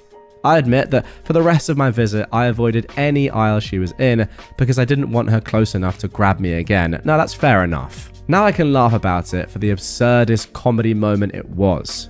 In retrospect, I feel there's a reason here. Like her husband told her they shouldn't buy a thing like I had because they're not allowed to be in the supermarket. That's the best answer I can possibly come up with for that wild nonsense. Wherever you are, crazy lady, I hope you bought your own Eagle HD. Alright, now before we end this one, first of all, just got a couple of commonly asked questions in the comments that OP has responded to. First of all, how could you fit a flat of Monster energy drink on your wheelchair? Yeah, fair question. Well, OP says, check out the Eagle HD on Discover My Mobility. And she's actually linked the website, and I've got to say, it is probably the worst website I've ever been on in my life. If you do want to go and check it out, don't. It feels like I've just been transported back into the 1640s. But nonetheless, here is a picture on screen of the Eagle HD in all its glory. I mean, honestly, this website is so trash. I cannot possibly believe how bad this website is. Wow. I mean, this is an absolute disgrace to websites everywhere. This might be the worst website I've ever seen in the history of websites. Nonetheless, that's not important. The Eagle HD is important. And as you can see, there's a rack underneath the seat. While the flat doesn't fit in the basket, it sits on top of the arms of the basket evenly. It's a good answer, OP. I'm sorry, I just cannot get over how bad this website is. Nonetheless, if you're watching on YouTube, you can see it's a wheelchair. If you're not, it's a wheelchair. Let's move on to the next commonly asked question. Someone else said, you should call to get the video. Wow, I concur. Interestingly, OP says, someone on the post is connecting me with a regional person who might have any ability to get it. We'll see. It's very likely been recorded over since it was 3 years ago. I didn't know it was 3 years ago. I was hoping that we might get some juicy video content. Someone else says, why didn't you immediately call the cops and have her arrested? Well, OP says, have you ever lived in a rural town? It's actually really hard to get the cops to do anything about anything in a rural town for a variety of reasons. Getting cops to arrest an old lady in a small town would be nigh impossible and stupid. They'd be crucified by the public, no matter what she was doing. I mean, really? Is that necessarily true? What if she was committing a heinous crime? For example, murdering an entire family. I feel like people wouldn't really be like, oh, well, you can't arrest her. She's one of the guys, she's a neighbour of mine. No, she's committing an atrocity. She must be put away. And then finally, someone has said, you should stand up for yourself. Now, I hope this is not ironic. Well, I mean, it is ironic. I don't know. Can't help but find that kind of funny. Well, anyway, OP has said thank you to this, and then said I did, by going and taking the best legal and socially acceptable way out. Sorry, if anyone out there listening has issues walking and is in a wheelchair, I'm sorry, but that is funny, objectively. Anyway, it's very easy to armchair quarterback someone else's life from the sidelines, but most situations don't end with a verbal or physical confrontation that has swelling orchestral moments and a drop beat on the big punch. That's a shame. I kind of wish they did. Most of them end with annoyance and a sense that my day was disrupted with no resolution. It would be great to give you that resolution with a backstory of me standing up to a bully, but that's not what actually happened. Instead, it was a really unthinking old lady who just needed to be kept at a distance until she could understand reality. And finally, a giant thank you to everyone who gave compliments to the story and narrative. Yeah, I agree with that. It was very good. In case I missed replying to any individual comments, I appreciate them all. Next time, I'll share the story of why I ended up hiding from 8 toddlers under a table. Oh my goodness me. What is it with OP? Just painting a wonderful picture in my mind. Instantly, I've got a phenomenal canvas in my head of you just hiding under a table and 8 toddlers searching or just standing on top of it.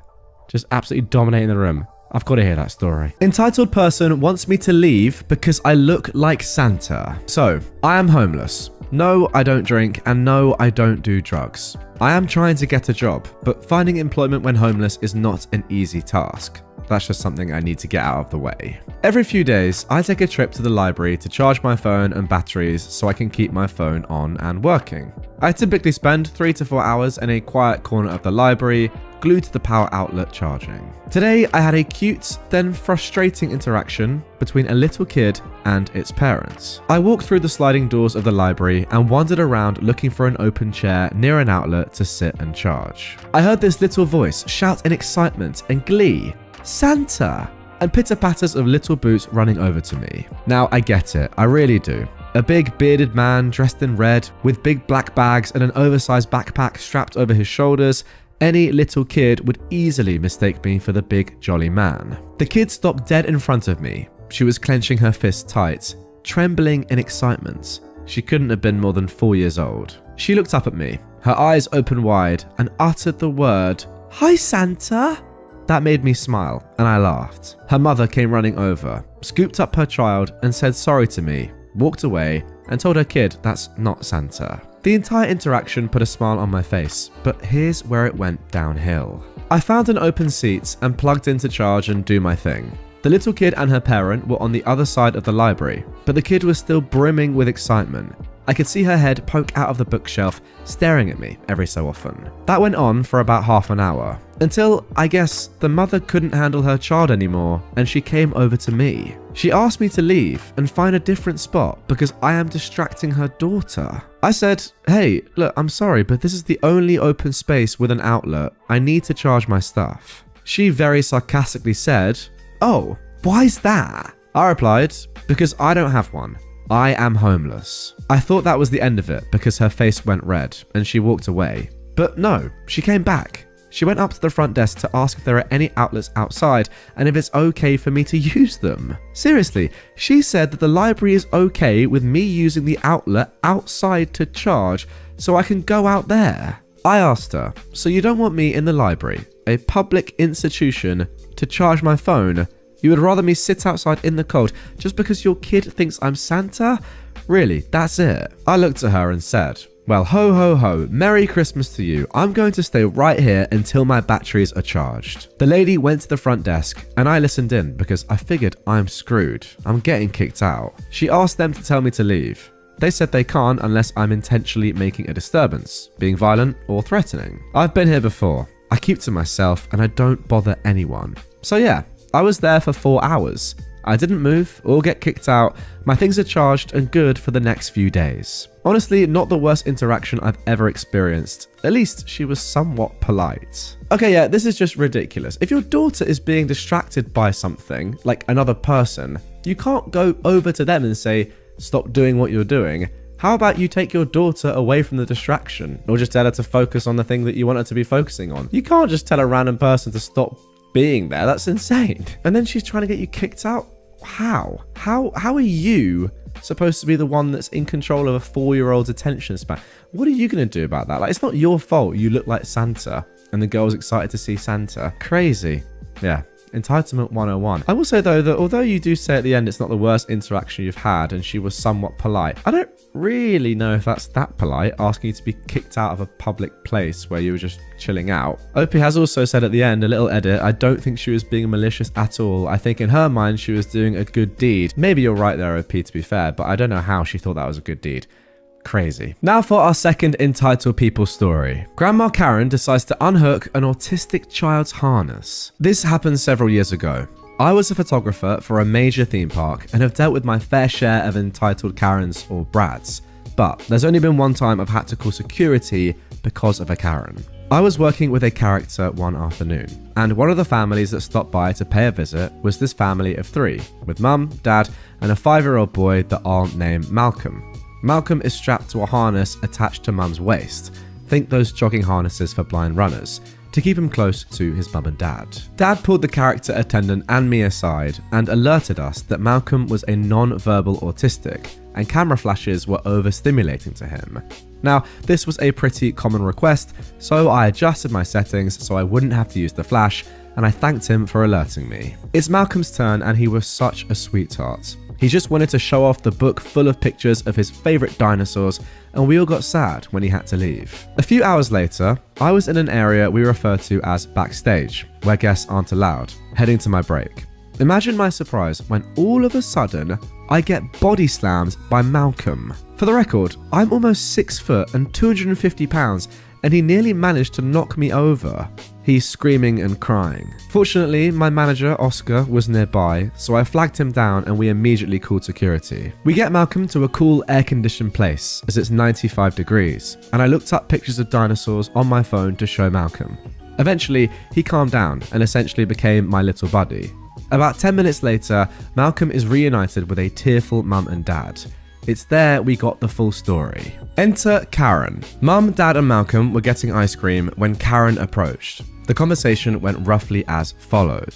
Why is he harnessed? Asked the Karen. Oh, he's autistic and he will bolt if he's not harnessed, said Malcolm's mum. No, he's not. Excuse me? You're just a bad parent. My grandson knows better than to stray from me and he's about the same age, the Karen said. I'm sorry, but he's incapable of understanding that.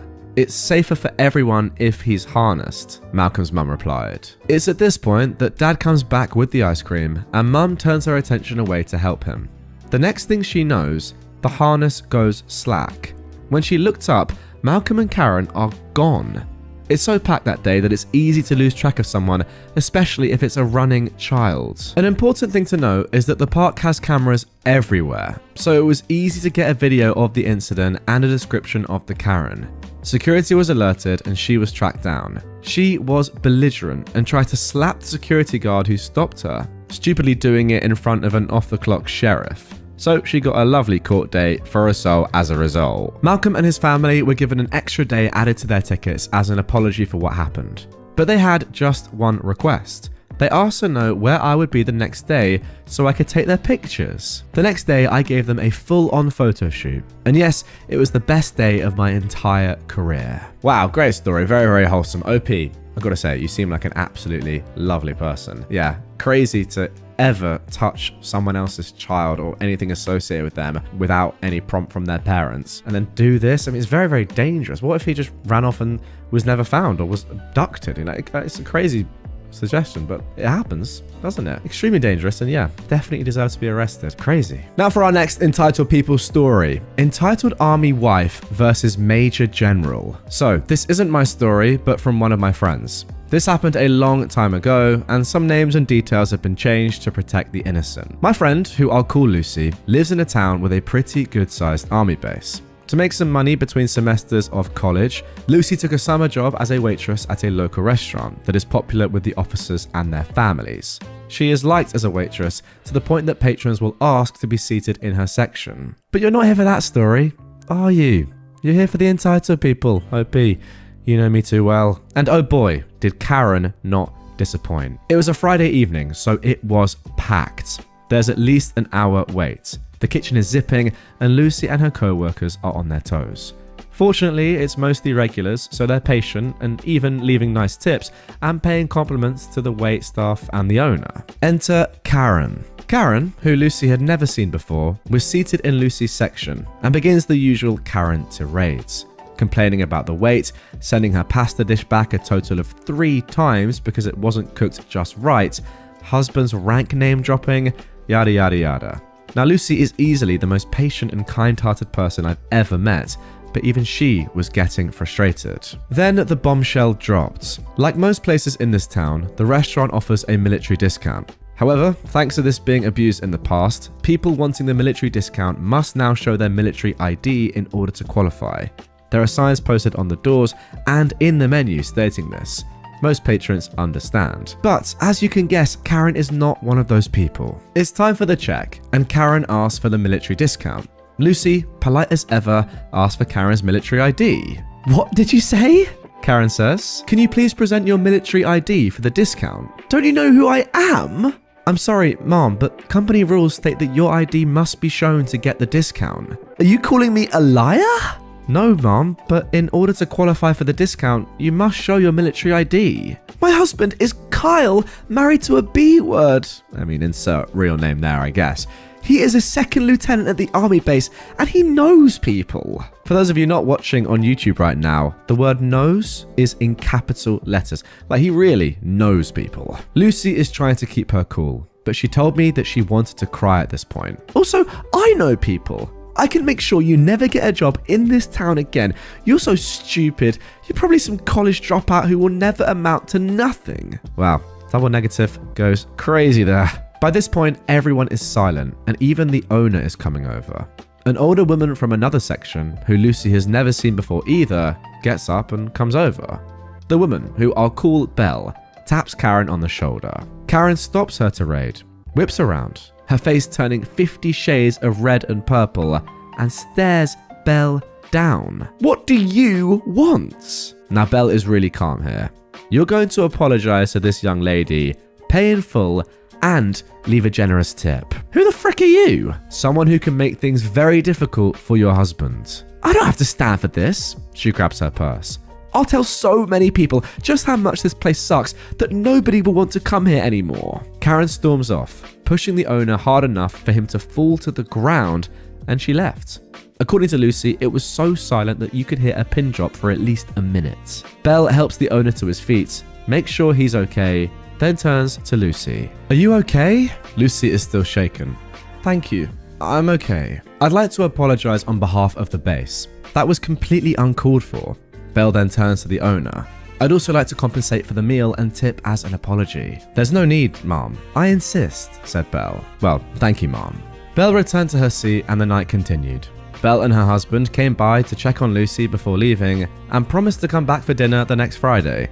It wasn't until Monday afternoon, when Kyle went to the restaurant to apologize, that Lucy learned what went down. Now remember, guys, Kyle is this horrible Karen's husband. Well, it turned out that Belle was the Major General who had just been posted to the base. That morning, Belle had summoned Kyle to her office for a little chat. Because it happened off base, he was mortified and offered to reimburse Belle for the check and tip.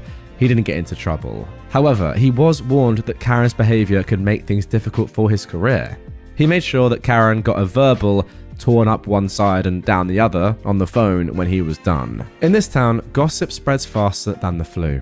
Karen never darkened the door of the restaurant again, but the rest of the town made sure Karen knew she wasn't welcome. Belle kept her word and showed up every Friday evening for dinner with her husband. According to Lucy, she was a classy lady, and even if she didn't sit in Lucy's section, she'd make sure to tell Lucy hello and leave her a nice tip. Honestly, people like this Karen are just the worst. It's not even them, right, that is in that position of power or would kind of be able to flex a role. Not that I would ever say that's a good thing if you're saying, do you know who I am? You know, like, this is my job, this is who I am, etc. You should never do that, obviously, and people who do that are terrible, but she's not even that person. She's the wife of that person. It's not even her that's like achieved that or has that role to sort of chuck around if they really want to, if they were super arrogant and egotistical anyway. Like, no one cares. It's not even you. It's your husband. Crazy stuff. We'll say shout out Belle, though.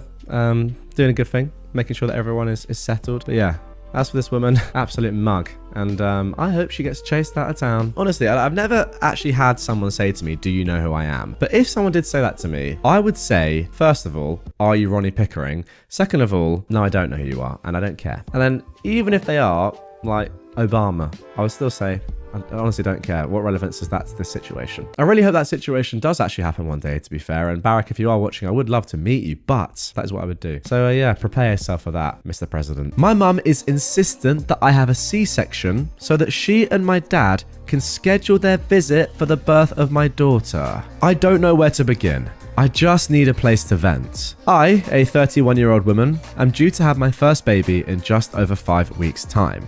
My pregnancy was a surprise, and it's been a difficult 8 months thus far. Although low risk, I've experienced every symptom you can imagine, from intense morning sickness to migraines and carpal tunnel syndrome. I've also faced some pretty intense discrimination at work, despite maintaining a high rate of performance throughout the year.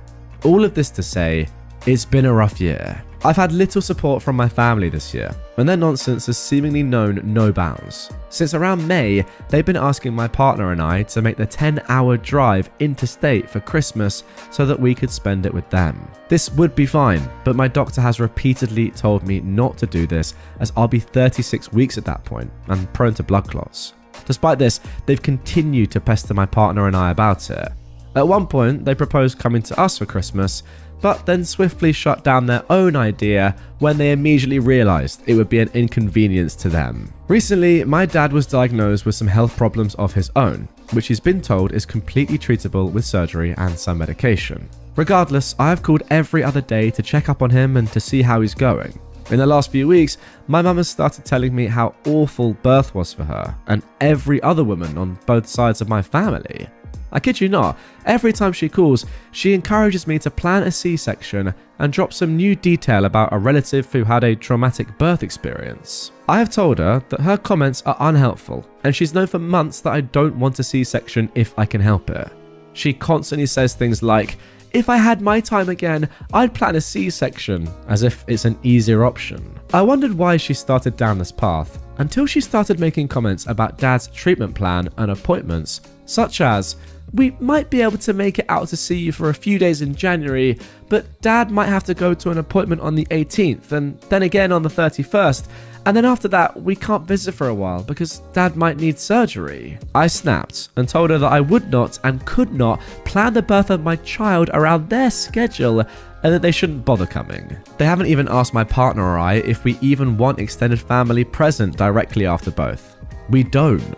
I was so scared about the birth and was starting to feel somewhat comfortable with the idea of it all when my mum started making these comments. Every time I've told her that I'm upset about their comments or their lack of normal, healthy support, my mum has told me that I'm just hormonal and that everyone else has their own thing going on.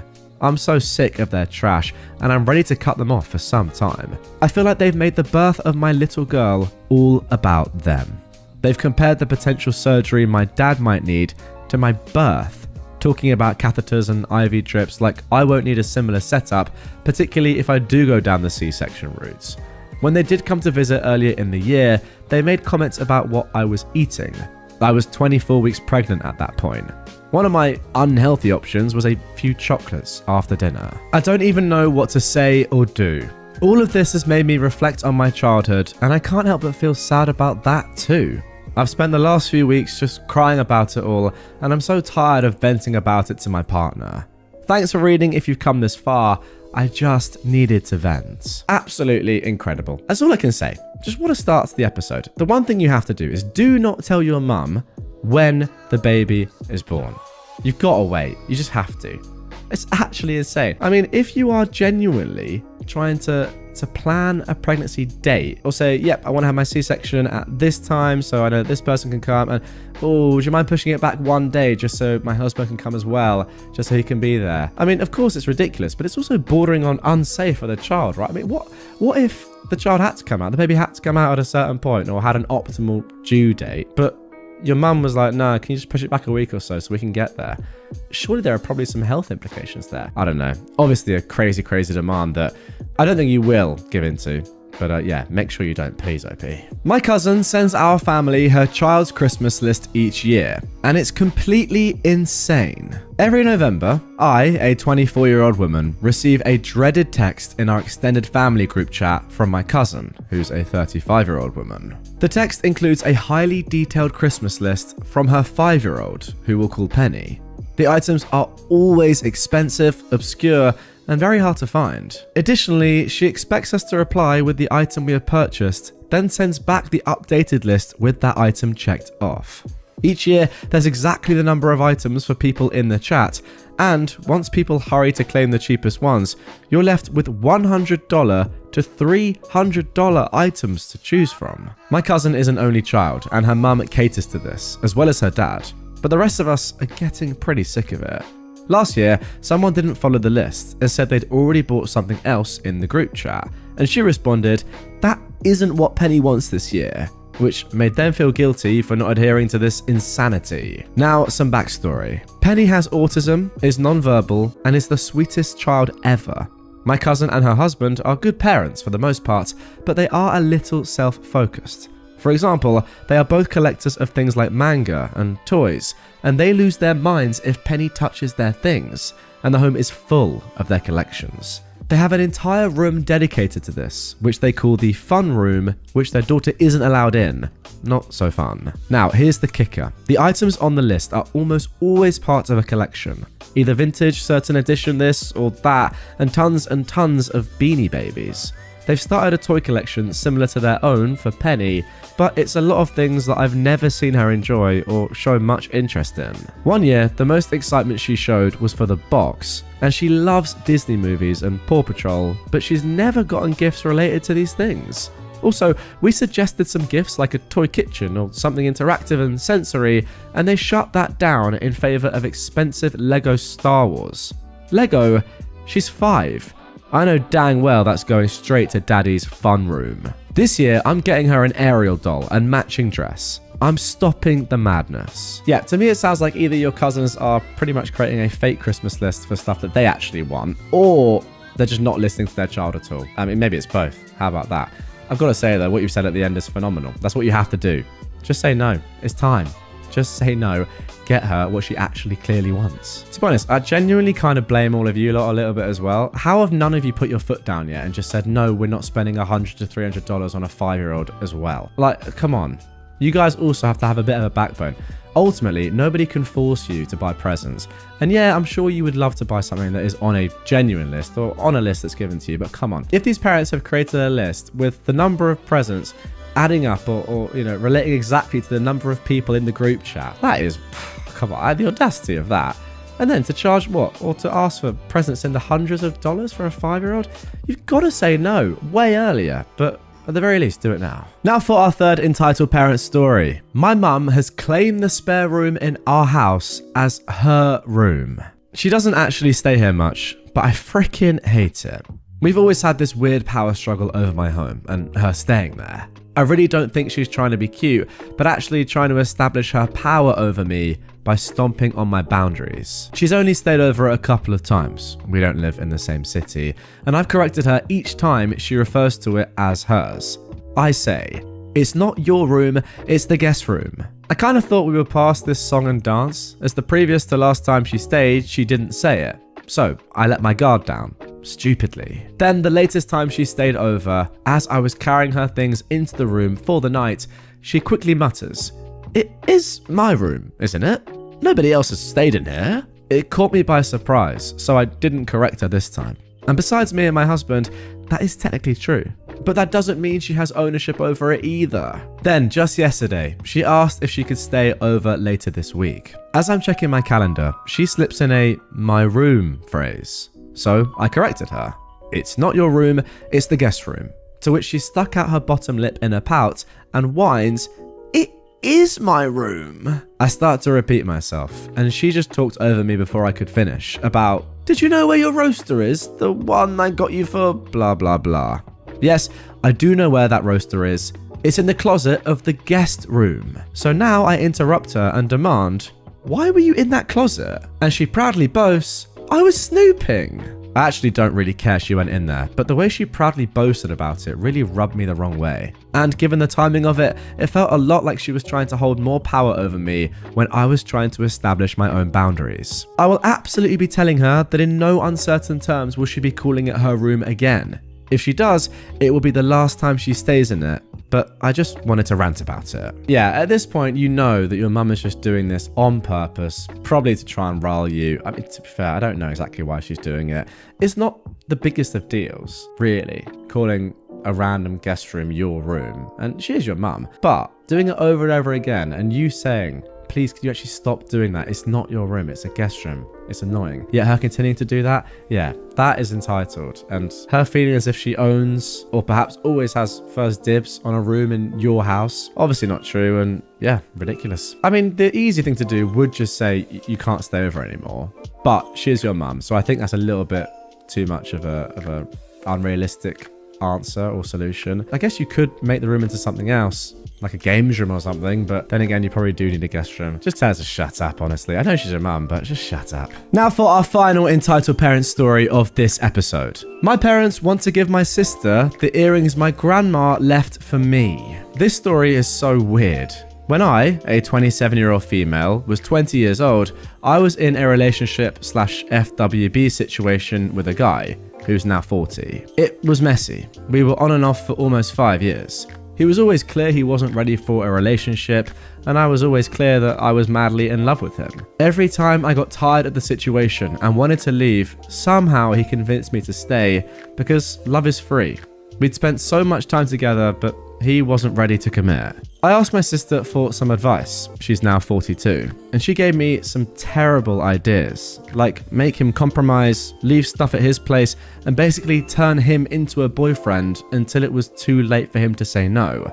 I never managed to do that because I wanted him to love me as much as I loved him, not trap him. During the last night I spent at his place, he said he wanted to try something more serious with me. He talked about some dates that he planned, etc. Only to ghost me forever. It was hard. This was the first person I loved, and he treated me like trash. 6 months passed, and one day my sister came home, we both live with our parents, saying she wanted to introduce her brand new boyfriend. She'd had a ton of boyfriends before, but she said that this was the one. It was a dinner, only with my parents at our home, so I was excluded and expected to just go out or chill in my room. The day came, and while they were eating, I ordered a pizza and came downstairs, only to find the guy that I was with 6 months prior dining with my parents and sister. I was shocked, but I paid for my sister and went to my room to cry. After dinner was over, I confronted my sister in front of our parents and begged her to not be with him, to be loyal to me, her little sister. There was no way she didn't know who he was. I'd showed her pictures of him, his social media, where he worked, and she even knew where he lived. They never met because he didn't want to meet my family and never introduced me to his, but she knew who he was, and she excluded me from that dinner because she knew. She said they met by chance after we stopped seeing each other. But she knew how hard that rupture was. She knew how painful it was to not even have closure. He just stopped replying. He didn't even block me. He just left me there, wondering after 5 years. She knew that during those 6 months, I was still hurting. I know that it was my fault. I was too naive and thought that if I stayed long enough, he would be ready for the relationship I wanted and would learn to love me. Stupid, I know. She defended herself, saying it was a coincidence and that chemistry was there. She loved him, and she wasn't going to lose the love of her life. This stuff only happens once in a lifetime? When I was in my early 20s, I would have believed that. But now, I know that there are 8 billion people in this world. There's no one love of your life. You can find the love of your life multiple times if you look for it. My parents sided with her and said I should get over it since we never had a real relationship. Now skip forward 1.5 years. I've been excluded from multiple family gatherings because he would be around, and my family thinks I will bring negative vibes since I'm still bitter about everything. I have no feelings for him, but I feel betrayed by my sister and my parents. He's just a POS in my eyes now. My sister is now 6 months pregnant. Due to her age, she'd been extremely pampered by my parents. She still lives at home and is going to move in with him maybe 2 months after the baby is born. Then they're going to marry. In my culture, it is normal that when a woman gives birth, she moves back or stays with her mum so the mum can help with the baby for the first few months. A week ago, my sister's friends had a surprise baby shower for her. I happened to be at home, and I tried to talk to them. I don't know why. Maybe because my sister and I were close before, and I'm sad that we're no longer friends. But her friends acted like I wasn't there, and only replied to me with, yes, no, or silence, as if I was the one that created this mess. Or I was a homewrecker. Or I tried to seduce my sister's man. I was planning to move already. I was saving money, etc. But after that, I left immediately to a friend's house. I'm now in the process of finding my own place. 2 days ago, I received a call from my parents asking me to talk. I went to their house and they informed me that the diamond earrings my grandma left me will be given to my sister. Those earrings have been in my family for 4 generations, and before my grandma died, she said the earrings will be mine and my sister will receive a gold necklace. Grandma trusted my parents with the earrings.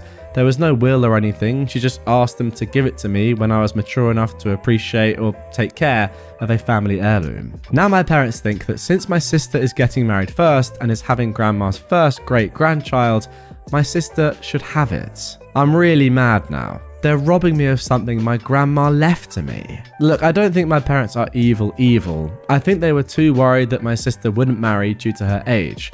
Again, in my culture, a single woman in her 40s is something of a worry for her family. And now that she's forming a family, they want to reward her with everything. But I was the closest to my grandma. She made it clear the earrings will be mine, not my sister's. Not the first one to marry or have a child, but mine. After 2 years of being excluded in favor of my sisters, I gave the ultimatum to my parents that they give the earrings to me as my grandma intended, or I will cut them from my life forever. Well, there you go. I mean, to be fair, if you feel like it's come to that point, OP, then maybe that is the right thing to do. It's a terrible thing to suggest. And yeah, it's probably going to be really hard for you, even though these people, I mean, objectively sound pretty ridiculously unfair and biased towards your other sister. That if this is what's going to make them actually understand and realize that you exist and they can't just treat you like this, then yeah, maybe you've got to do it. The really tough thing with the earrings in particular is because there's no will. I guess they're not legally yours, even though they are. But if you've got no proof that your grandma actually said this about the earrings or said to you in particular that they're yours, it is a tough spot. And ultimately, like, what can you do other than just understand how terrible your entire family is, your sister and your parents, that is, and just say, well, yeah, I don't want a relationship with them anymore. Just because your sister isn't married by 40, we're gonna have to protect her and give her loads of things and then treat her younger sister horribly? Ridiculous. Entitled mother-in-law can't believe she might need to pay for her own housing. I just want to vent. I've been with my husband for about 15 years, and we were very low contact with his family for most of it, because he couldn't stand them. I probably only met his mum 3 to 4 times, even though we lived in the same city. Well, 2 years ago, we get a call from Adult Protective Services. She was in the hospital after calling 911, and when they'd gone to get her, the apartment she shared with her daughter, who was also an entitled POS, that's a whole other story, was in such bad condition that they didn't want to release her back there. I'm sure they were happy to find someone else to take her, so we almost didn't even question whether there were other options, and we agreed to take her. We moved her in. It's been a nightmare. She is very entitled and narcissistic. She doesn't have much income because she hardly ever worked, so it's pretty measly social security. She spends about half her monthly income on cigarettes. We so love smelling it all the time. She does smoke outside, luckily. When we first got her and she was pretty frail and it was winter, we let her smoke in the garage, which was a huge mistake and turned into a giant tantrum when we finally put a stop to it. Luckily for her, she gets Medicare fully paid for by the state and gets some food stamps, but we don't charge her anything. She is a total slob. She's probably taken 5 to 6 showers in 2 years. Oh my gosh. And we really resent having her here now. She never cleans after herself, makes noise constantly, and frequently acts like a child and throws tantrums. For instance, she ran out of a chocolate muffin she likes, but still had cake and other snacks. She huffed and slammed the pantry and said, "I guess I'll just have to go without, as usual." We make sure she gets all her meds, gets food even if her food stamps run out, and drive her to all medical appointments. Some are 90 miles away and take 4 hours. But yeah, she goes without. I wish we'd tried to find an alternative earlier, but we are finally trying. Today I took her to meet with a social worker about Section 8 housing. She made it off the waiting list, and we're waiting to see how much she might get and whether we can find her a studio or something. The lady explained that she would have to pay 30 or 40% of her income towards the rent. My mother-in-law started complaining immediately how they were going to take all her money. I'm just sitting here like, female dog, you live in my house for free. Why shouldn't you have to pay something towards your own basic needs, such as housing? What the frick? Yeah, I mean, you've done the right thing. Again, like the first story, maybe it's a little bit less tough this time because it's not a child or a young baby that you're dealing with. It's actually an old person who is just a terrible narcissist. But still, you've done the right thing. You've done well, by the way, to have a look into Section 8 housing. Not that I know anything about that, but I'm English. And yeah, it looks like you're on the right path to her moving out. Why is she complaining? I mean, come on. Does she not like look in the mirror sometimes when she wakes up? Or maybe after having one of her, I was going to say quarterly showers. It's not even quarterly. It's every like 4 months. So ridiculous. But every 4 to 5 months, if it's 5 to 6 times every 2 years. Ridiculous. But does she not look in the mirror and think, what am I actually doing here? Leeching off my children and just not actually contributing anything to my own life? Do I try and sort it out? Well, no. She's entitled. Simple as that. Okay, now for our last, but by no means least, entitled parent story of this episode. I'm taking my mum to court. My mother has finally pushed me too far. I, a 34-year-old woman, cut contact with her back in 2021. She's always favored my son, and he became her golden child, so she started trying to use the school to see him without mine or his father's permission after I cut her out of our lives. We quickly put a stop to it by speaking with the school, and my son's father sent her a lengthy text telling her to never manipulate the school system to get to our son again, or we'd be taking legal action. And he let her know that we'd spoken to the school about this and they were very aware of our feelings. She was mostly quiet for a while after that, but I caught her following me once and I evaded her. She even traveled to another state where my son's father's family vacations almost every year during Christmas. Luckily, my son happened to not be there that year. Well, recently she started secretly volunteering at my son's elementary school. He's 10 years old, by the way.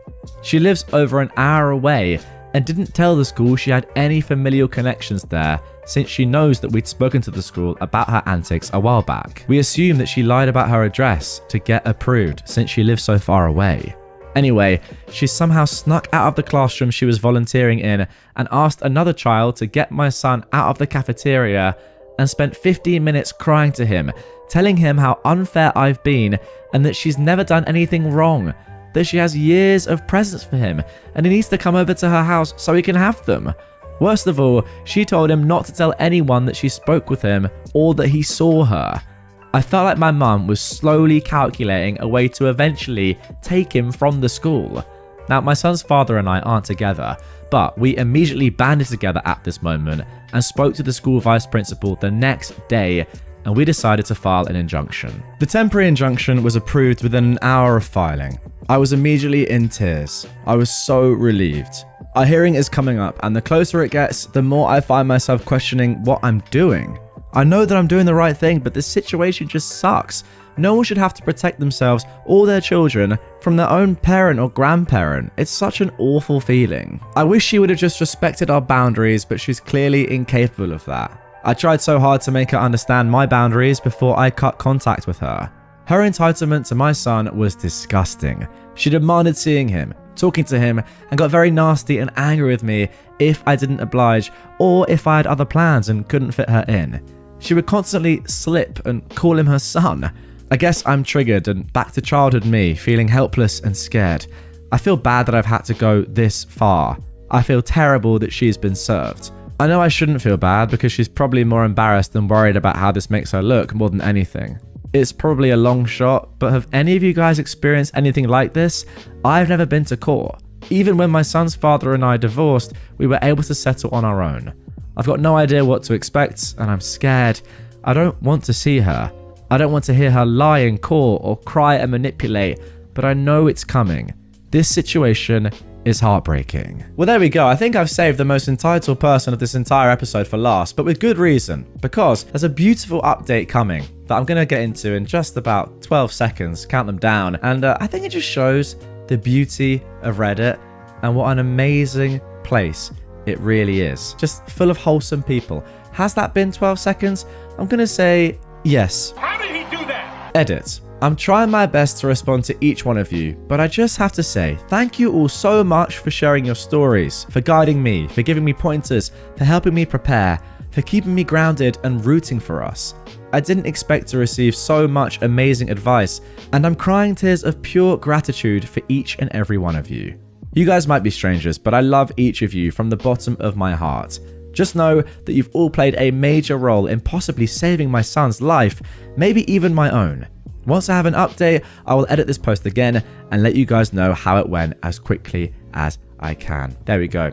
The beauty of Reddit and the community that it brings right there in one paragraph. Lovely stuff.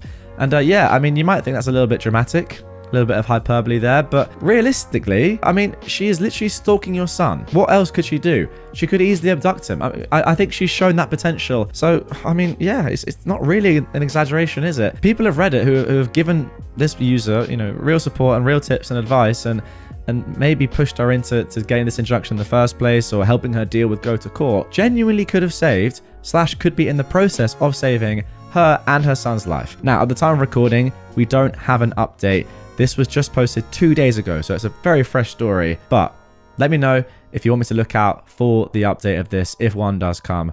I'll keep my eyes glued to this account, and yeah, if you want to see what happens next, comment down below. My sister-in-law is stealing from me and using her baby as an excuse. My sister-in-law, Jessica, who is 29, and her husband, my brother, Liam, who is 32, are staying with me, a 27-year-old woman, and my wife, who is 30, due to foundation troubles at their own home. Simply put, she's been an absolute nightmare when it comes to taking things that aren't hers and brushing them off because she needs them due to her baby, my nephew, Liam Jr., who is 3 months. I'll just list the worst of it, but do note, this is a very condensed list. First, she took my expensive hair products made specifically for thick hair because, and I quote, Liam Jr. can't handle strong scents, and yours are just gentler on his nose.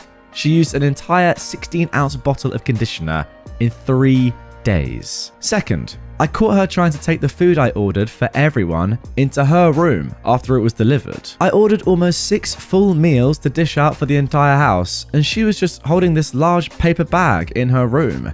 She told me she was just sorting through it to find her food, but she was sitting down with chopsticks and the door was closed, so I call BS. 3. All of my snacks. My pantry has a shelf labeled specifically for me due to a mild food allergy that has all the snacks that I bought.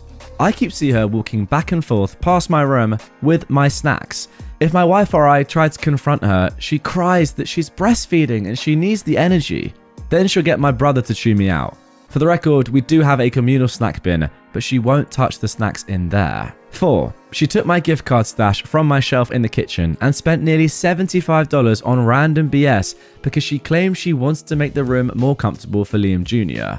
I use those gift cards when I go shopping or as presents for sudden events. She knows this and still took 6 to 8 gift cards out with her. It's been non-stop for the last 3 weeks and I'm so freaking done with her. She's taken my hair ties, my shirts from the laundry, my sleep bonnets, and my lipstick.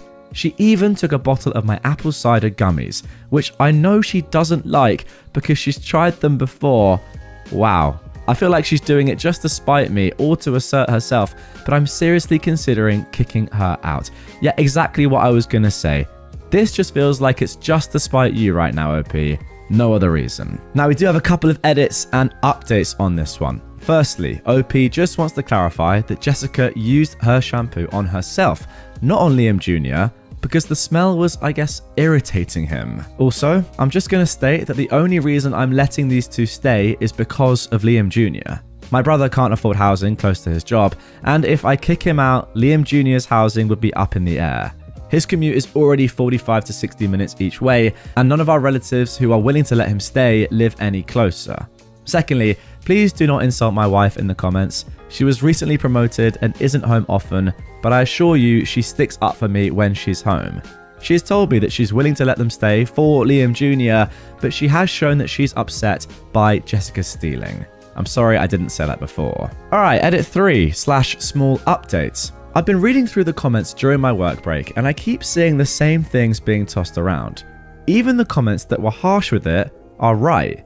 Jessica stomped on both mine and my wife's boundaries, using her son as a cover, and I am being spineless by letting her stay. I also have to accept that Liam Jr. is not my responsibility.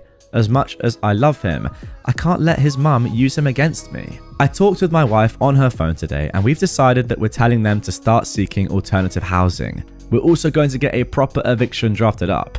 We've decided they have until Friday the 17th at the absolute latest. Now, this was posted on the 11th of February, so that's just 6 days from the time of posting. I will update after we've talked. Thank you all for knocking some sense into me. Yeah, you know what? I completely agree with the comments.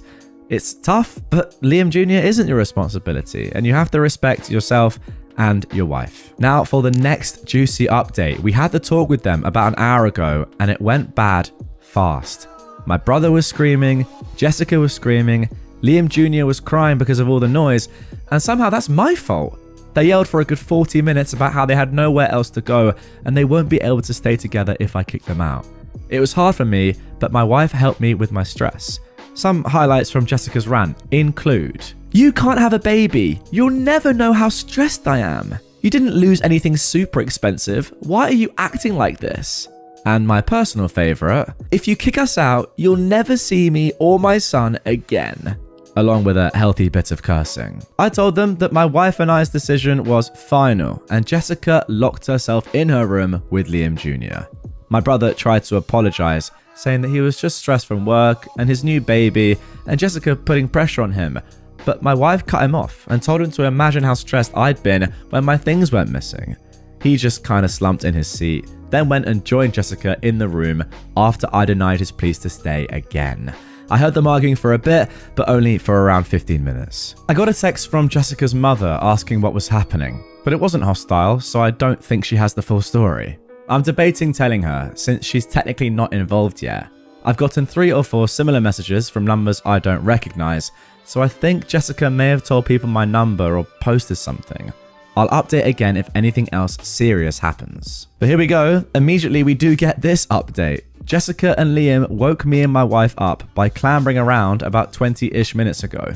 They didn't say much while they packed up their stuff, but Jessica did say, "I hope you're happy now. Don't expect to see Liam Jr. anytime soon." Wow, so I guess they did actually leave. I didn't feel good when they left. I felt awful. My stomach was in knots and my chest was burning. I should feel happy, but I don't. All I can do is worry. I just feel useless. I feel like a useless wife, like a useless aunt and sister. I was trying to help and now I might not see my nephew again. I went out of my way and now it feels like I'm being punished. I'm pretty sure they'll try something again, but it's not my concern anymore.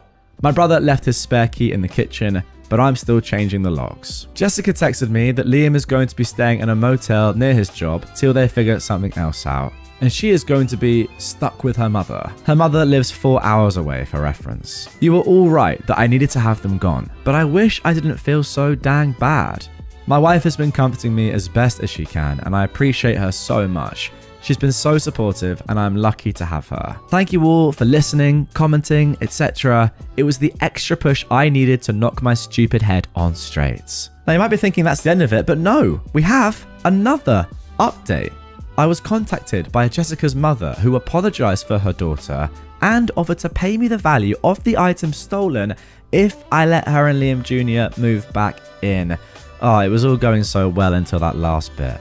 I told her no, and she was surprisingly kind and accepting of this. The call was very short, but I can only assume Jessica told her mother some short or watered down version of what actually happened. I think though that things are settling down now. I also got a text from my brother, but it only said that he was safe at the motel. And now, the final update as it stands at the time of recording is this. Me and my wife have decided to send my brother a bill for the items Jessica stole. The exact number is a bit touch and go as we don't know the value of some items. We've added the items we're certain she took that can have a concrete price attached to them. We're going to send it tomorrow and I'll update you on what happens. Okay, and there we go. That is the first story of this episode. I've got to say that I do think you guys made the right decision. I'm not sure if the last bit is a little bit too petty or not.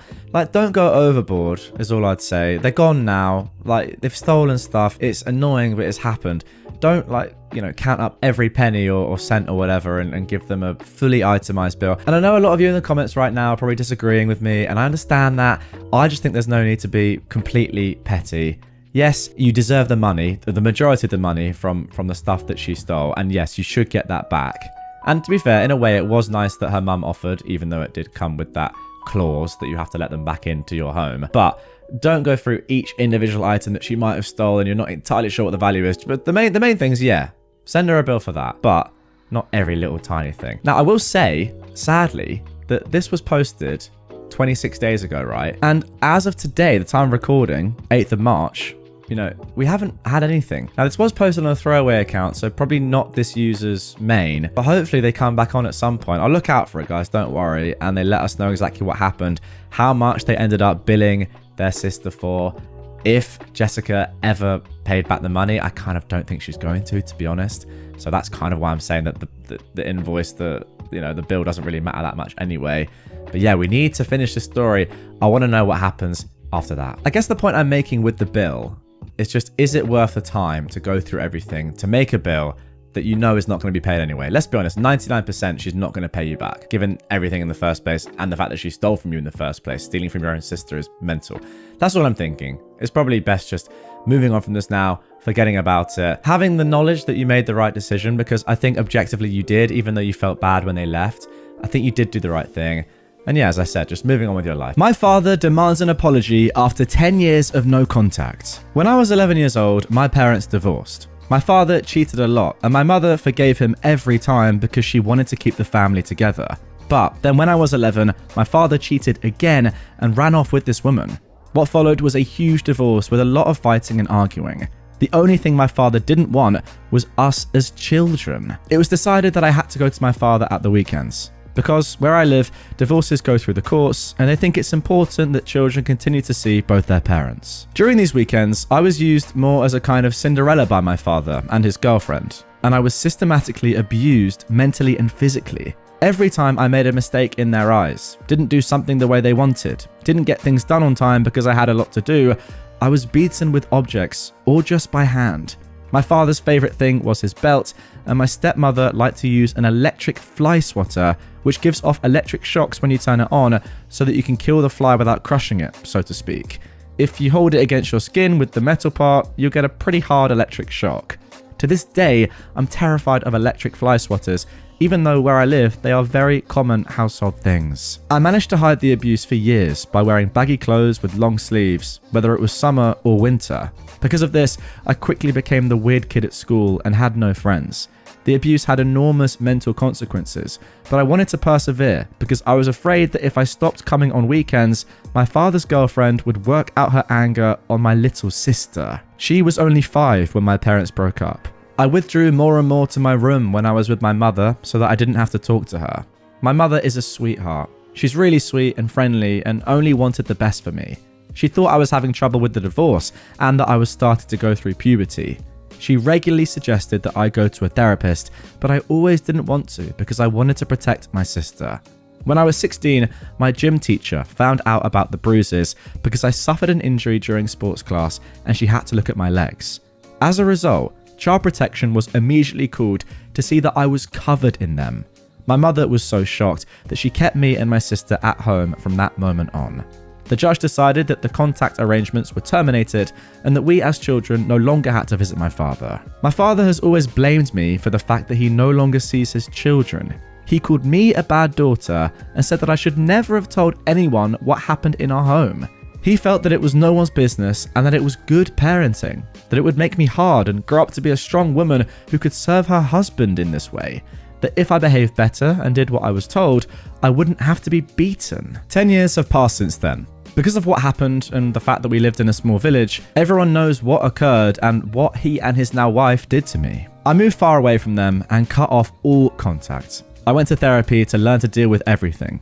I have a very sweet partner who supports me and also helps me to overcome my fears that I developed because of my father.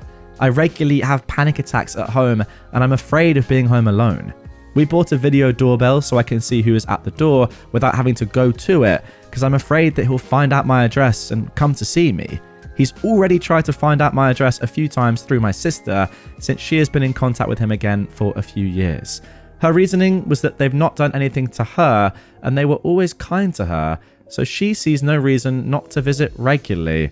That is interesting. Recently, I received a letter from my father through my sister in which he demanded that I apologize for my behavior and that because of me, the entire village thinks he is a disgrace. Yeah, I wonder why. In the letter, he said that he is getting older and his hearing and vision are getting worse. He demands that I apologize to him and that I introduce him to my partner, who really doesn't want that because he knows my entire history.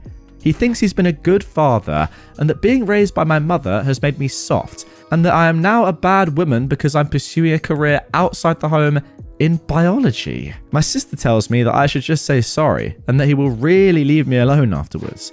He really just wants to hear that he was a good father and that I regret talking to people 10 years ago when they saw my bruises. But I really don't want to. But my sister and father's family keep pestering me to say that I should just do it so that he can close it off and the village will no longer find him a shame. I really don't want to, and I haven't slept at night because of it. I don't know what to do anymore, and my partner tries to keep me calm so I don't have to think about it anymore because it gives me panic attacks. But my father and his family keep insisting and nagging me to do it by sending me messages on social media and calling or WhatsApping me. I keep blocking them, but they create new throwaway accounts to reach me or give letters and messages to my sister so that she can give them to me. I didn't tell my mother about this because she already feels very guilty that she didn't notice the abuse for all those years. So, what do you think? Should I just apologize to get it over with? Absolutely not. Why would you ever apologize? I mean, this is such a sad story. You can't ever even think about apologizing.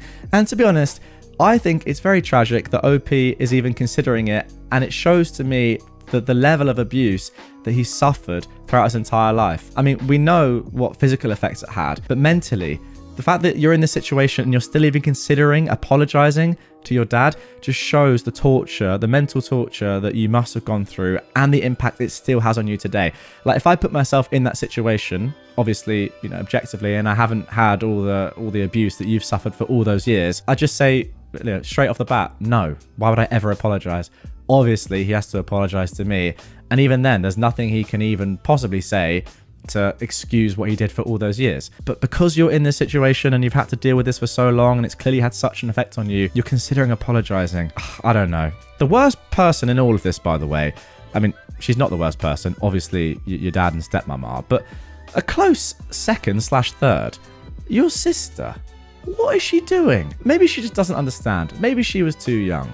But I don't know. I feel like she should be listening to you and just hearing what you did to help her all those years ago. And surely, like, if she hears about your experiences with her own dad and stepmom, she would have to side with you. But no, she's doing the opposite. I don't know, maybe it's because she was too young to remember, maybe it's because your dad and stepmom are extremely manipulative, maybe it's because she is a bad person, maybe it's a combination of all three, I'm not sure. I just feel like you've been completely left on your own here, OP, and it's a good thing that your mum is as sweet as she is. But my word, you know, three really bad people here. Now for our next entitled parent story. You called CPS because a toddler was running around naked. I was visiting with a very good friend of mine this weekend after a mutual friend's birthday party. We'd all gone, but it wasn't really a place conducive to quiet enjoyment of a friend's company. There was lots of noise and lights and sugary birthday goodies that everyone partook in, including my friend's two sons. Now one of them isn't one yet, and the other is balls deep into the terrible twos. The answer for everything is no, even when the answer was meant to be yes. It's hilarious, mostly because I can go home. My friend and his wife, they're tired, understandably so. So we were sitting in front of the TV and minding the boys, while my buddy's wife wanted some time not spent in the immediate vicinity of her offspring. Which, honestly, fair. She got drove off in her car and went I know not where, and we divided the labour equally. My friend had the kid who couldn't walk yet, and they were curled up on the couch. I think the intent was for a quiet nap. Me, well, I was stuck with the 2-year-old, and we had beef. At one point in the birthday party, I was playing skee ball at an arcade and offered my last ball to the 2-year-old. He wound up like he was on a baseball mound, and I wound up having to go, no, no, no, and intervene. He's yet to forgive me for this transgression. So, my charge for a little bit decided watching Bluey was for suckers, and he was going in search of adventure. And I was following him around, because that's what you do when someone places the welfare of their child in your hands. The whole time, he's sulking and glaring at me every time he realizes I'm still behind him. It was so hard not to laugh because it was so overblown and dramatic. So we're in the boys' room, and the kid I'm watching is currently trying to cram his little body under his bed and shouting about wanting mama. Tough luck, kid. Mama's taking a break. You're stuck with me. And then there's a knock at the door. It's a caseworker from CPS and a police officer. I didn't realize this at the time, as I was trying to make sure the kid's head wouldn't actually get stuck under the bed. I'd never live it down. My buddy answers the door and is rather alarmed to see the pair waiting there. Then they came in, and my buddy shouted for me to come back to the living room with the kid. So I scoop up my charge, and he starts squirming and squawking because he wanted to be under the bed, and clearly this is not under the bed. Matter of fact, this is the opposite. And he promptly shuts up, because strangers. The caseworker goes on to explain that they've gotten reports about toddlers being left outside in the snow with only a diaper on, being left naked to run around the house, bruises on the kids, etc, etc. For the uninitiated, most toddlers cannot stand wearing clothes. They want out of them immediately. Even the hint of a chance at ditching the clothing, and they'll go for it. The cop looks around for a moment, says something to the CPS worker, and then leaves. I sit with the 2-year-old, who was clothed by the way, and my buddy does all of the talking. I can tell that he is furious, but I didn't really know why at the time. The caseworker wanders around the house a little bit, takes a look at both kids, then shrugs and says he can't see any evidence behind the report, but that everyone has to be investigated. They'll be in touch, but it won't be a home visit unless new evidence or reports come to light. After the caseworker leaves, my buddy hands me the not quite 1-year-old, takes out his phone and goes into the basement, and promptly starts screaming at the top of his lungs into the phone. The 1-year-old just went back to napping, and the 2-year-old showed some survival instincts. He just looked at me and said, "Daddy mad," and watched TV with me and his brother. My friend's mother had some sort of mental illness flare up on her out of nowhere. I don't really know the details because it's not my business, but what little I did hear about was horrific enough. Evidently, on Grandma's last visit, the 2-year-old managed to escape the clutches of bath time and wound up making a beeline straight out the open front door into the snow. He realised this was a poor life choice seconds after escaping, mostly from face planting into snow after tripping, and struggled not at all to be brought back in for bath time. Why was the door open? Grandma's new boyfriend was rather drunk and attempting to bring in a pile of Christmas gifts that were arriving in late January. He fell down the stairs when he tried opening the door, so they just propped the door open to allow easier offloading. In a nutshell, stuff happens. Kids have minds of their own and do their own thing. He was never in any actual danger, just a 2-year-old doing 2-year-old things. The fact that Grandma twisted the event in such a fashion honestly confuses me, especially since the root cause of the kid getting out at all wasn't even my friend's fault. The really fed up part about the report though, the reason there was a cop there was because Grandma told CPS that her son was an alcoholic with a mean streak when he was drunk, and that he kept a gun at the door.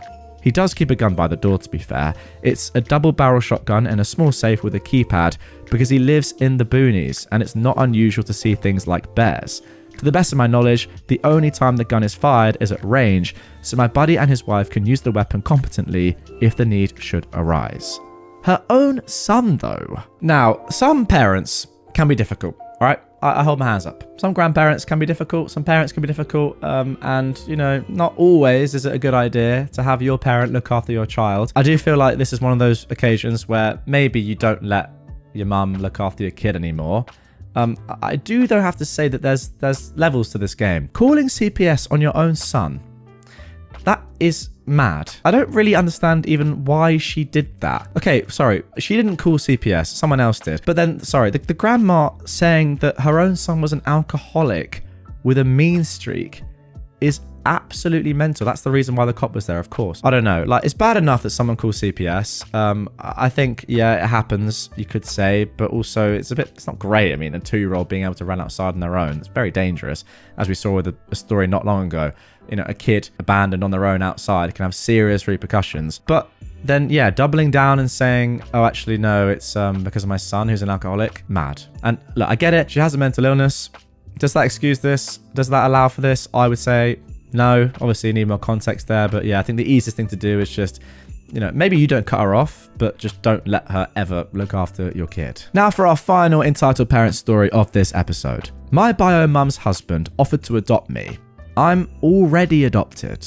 I am 18, non-binary. I don't remember the exact ages of my bio mum and her husband, but they're in their late 40s. I'll call them Claire and Daniel. For some background, Claire had me and my brother while she was an addict and had a lot of untreated issues. Bipolar, BPD, schizophrenia, etc. I won't go into a lot of detail because it's very heavy, but long story short, she married a bad man. And because of his and her actions, she lost custody of us when we were 5, and we eventually got adopted when we were 8. She divorced that man and is now married to Daniel. Now on to the story. Claire at the time had gotten diagnosed with a terminal illness, so I'd agreed to fly out there to visit her. I'd never gotten super close with Daniel, but we were relatively friendly. At first, the visit was okay, everyone was acting normally. But then things kind of started to go downhill. Claire asked if I would consider moving out there for the time she had left, and I said I would consider it. She seemed to be happy with that answer at first, along with Daniel, but then it started going downhill. They started acting like I was definitely moving in and started trying to make all of these decisions before I'd even decided, like wanting to go to the social security office to see if I still qualified for insurance, etc. It was hard for me to push back on it and set boundaries because I'm autistic and communication is hard, so I just kind of brushed it off. One night, me and Claire were having a deep conversation and Daniel joined in, which led to him offering to adopt me. I explained that I was already adopted and that I did not want to be adopted again, and he seemed to drop the issue. Over the next few days though, he started getting more authoritative, I guess. Whenever I talked about something, he would correct me, even if he was obviously wrong. It even got to the point when I was trying to bond with him and talk to him about my trans experience, he straight up said that I should try to be comfortable being a woman and that he didn't want me to get gender-affirming surgery, that I needed to fully experience being a woman before I decided. I deflected from the topic but felt very uncomfortable. When I flew home and told my mum everything, she texted Claire saying that she basically needed to take a chill pill and that Daniel needed to stop inserting himself in our lives like he was a parent. The last thing I heard about the situation is that when my brother visited later, Daniel told him something basically to the effect that I was influenced easily and that's why I'm non-binary. I haven't talked to him since besides saying hi when I'm on the phone with Claire. I mean, the strange thing is that your bio mum's husband doesn't already know that you're adopted. Unless he does know and he just wants to like re-adopt you or cancel the adoption that has already happened and take over. You know, like when a manager gets sacked. Is he the new manager? Is he the caretaker manager? Is that what he wants to be? I think once again, it's been the case with multiple stories here. You just need to stay away from these entitled parents. That really is like the key thing. That is the common denominator throughout every entitled parent story ever, realistically. Just stay away from them. But yeah, I think it's much harder when they are your own family. I mean, we also have to, of course, talk about the fact that he's saying, oh yeah, don't transition, man. Well, not man, but you know what I mean. Don't transition. You need to experience what it's like to be a woman. What is that? I mean, what is that? At what age do you have full experience of being a woman? That's my question. And again, it makes me think of an episode the other day where somebody said, you're not a lesbian, you just haven't had the right D yet. It's along those sort of lines. It's crazy. Now, someone's actually commented down below that they have a creepy feeling it's not going to be adoption, but actually a relationship, especially with him not wanting you to transition. Now, I don't know about that, but then they've also said, do you have an uncanny resemblance to your bio mum? So I guess this person is saying once your bio mum passes away, he might want to get with you and replace her with someone that has similar DNA and looks similar. If that's the case, that is mental. I wouldn't suggest that myself, but apparently actually just looking, OP has said that in the past they've talked about their sex life to me, talked about their relationship, and when he was talking about wanting me to have the full experience of a woman, he was talking about the topic no one should be talking about with their wife's kid that they barely know. Okay, that's just, yeah, really, really creepy. I've had enough. Entitled mother showed up to my door and tried to break into my home. She assaulted me and I had to defend myself. Now she's making herself out to be the victim. So to get you all up to speed, I'm going to give you a rundown of my situation. I went no contact with my mother back in October. She threw a tantrum about her husband not being invited to my Halloween party. The reason he wasn't invited? He was abusive to me my whole life. He molested me for 2 years. He SA'd me. He was physically, emotionally, and verbally abusive as well. He's a sociopath. He doesn't give a dang about who he harms or anyone else's feelings. He's also a kiddie toucher, and that's why I'm protecting my child from him and my mum. I went no contact with my mother's husband 2 years ago almost. No contact in May 2022 when I found out I was pregnant and I moved in with my husband shortly after. My mother tried extreme methods to get her way. She sent me fake custody papers in the mail to try and scare me. Her husband came to my door yelling and demanding to see my daughter. He yelled, cursed, and kicked my door, which I got all of with my Ring doorbell camera. He was arrested by officers for not leaving and for threatening them. They have been non-stop trying to contact me. My mother even showed up to my husband's job and caused a scene. So that is the rundown of the whole situation. Now my mother came to my door this morning when my husband just came back from his overnight shift at his job. She banged on my door and my husband answered it. For context, this situation was all as well caught on camera.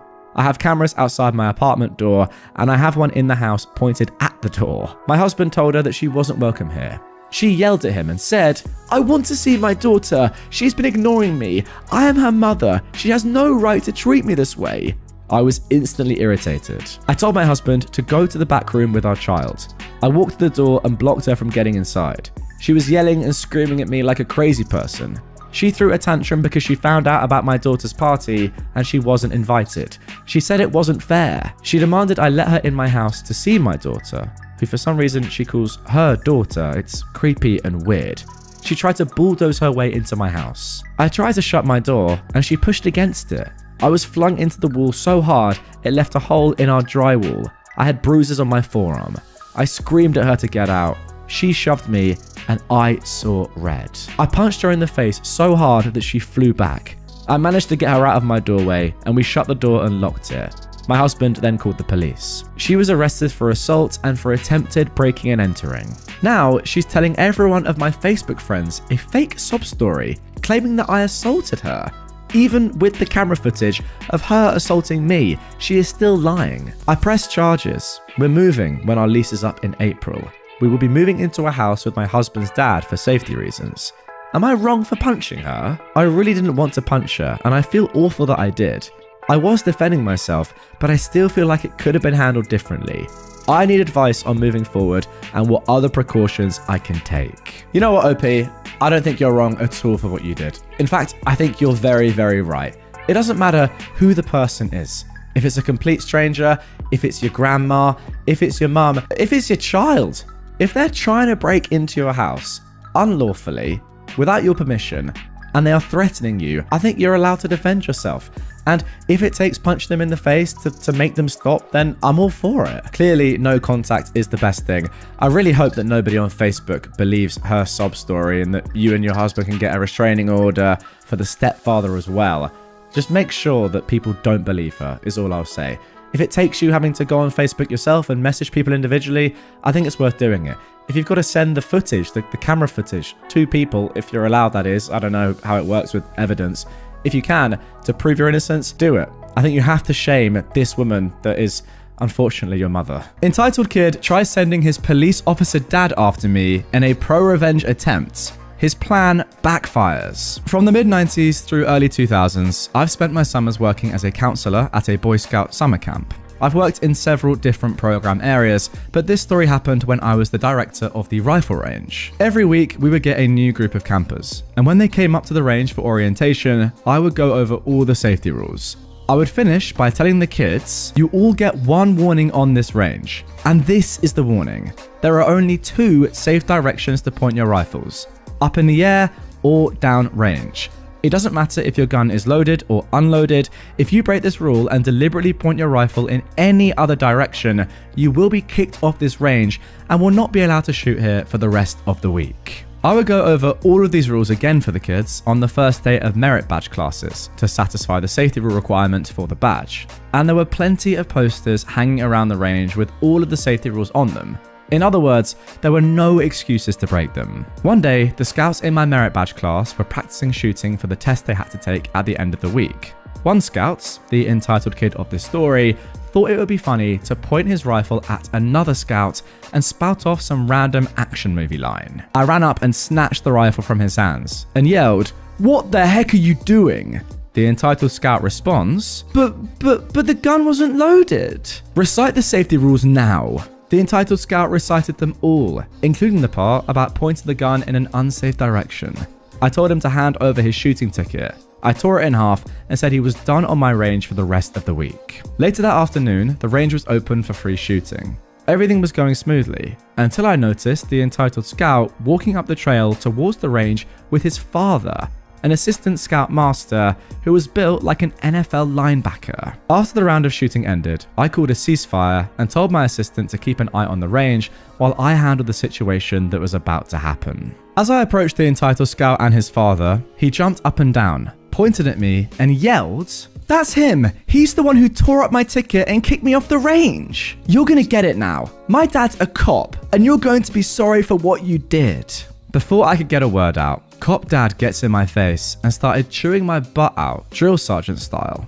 Now, this story happened so long ago that I don't remember exactly what Cop Dad was shouting.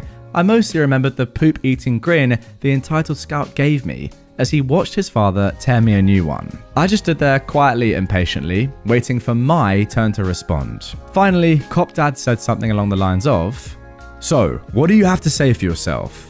"Yes, I did tear up your son's shooting ticket and I kicked him off my range," I replied. "But did your son mention why I did that?" Cop Dad's face went from angry to inquisitive. He blinked in rapid succession as he said, No, now that you mention it, he didn't tell me why." We both turned our attention to the entitled scout. His smile faded and he shrunk in our presence as he realized that his plan had just backfired. I loved returning the same poop-eating grin that he gave me a few moments earlier. To the entitled scout's credit, he did tell the truth. He probably knew better than to lie to Cop Dad. And if looks could kill, the look on Cop Dad's face would have killed his son several times over. After a moment of silence, he finally said, in one of the most intimidating voices I've ever heard in my life, "Go back to camp and wait for me at your tent. I'll deal with you soon." The entitled scout left to the tune of Dead Man Walking. Cop Dad turned to me and apologized for getting angry and chewing my butt out before knowing all the facts, to which I accepted his apology. For the rest of the week, Cop Dad would come to the range every day during open shoot my rifles, and would hang out and talk with me. Turned out he was actually a pretty cool guy. At the end of the week, he told me that when they got home, He will finish his son's rifle shooting merit badge, and he'll make sure that his son will never disrespect a firearm ever again. You know what? I actually rate this dad quite a lot. How many stories have we seen over the years now of entitled parents just doing exactly what their kid says, or not even listening to any other context or anyone else involved, just saying, oh no, my angel is in trouble, therefore I'm going to completely take their side. But to be fair to this dad, once he actually learned the context of what had actually happened, he switched. Good man. I mean, let's be completely honest. This is very, very serious. It's a very, very serious situation. Even if the gun wasn't loaded, I mean, who really cares? Who knows, right?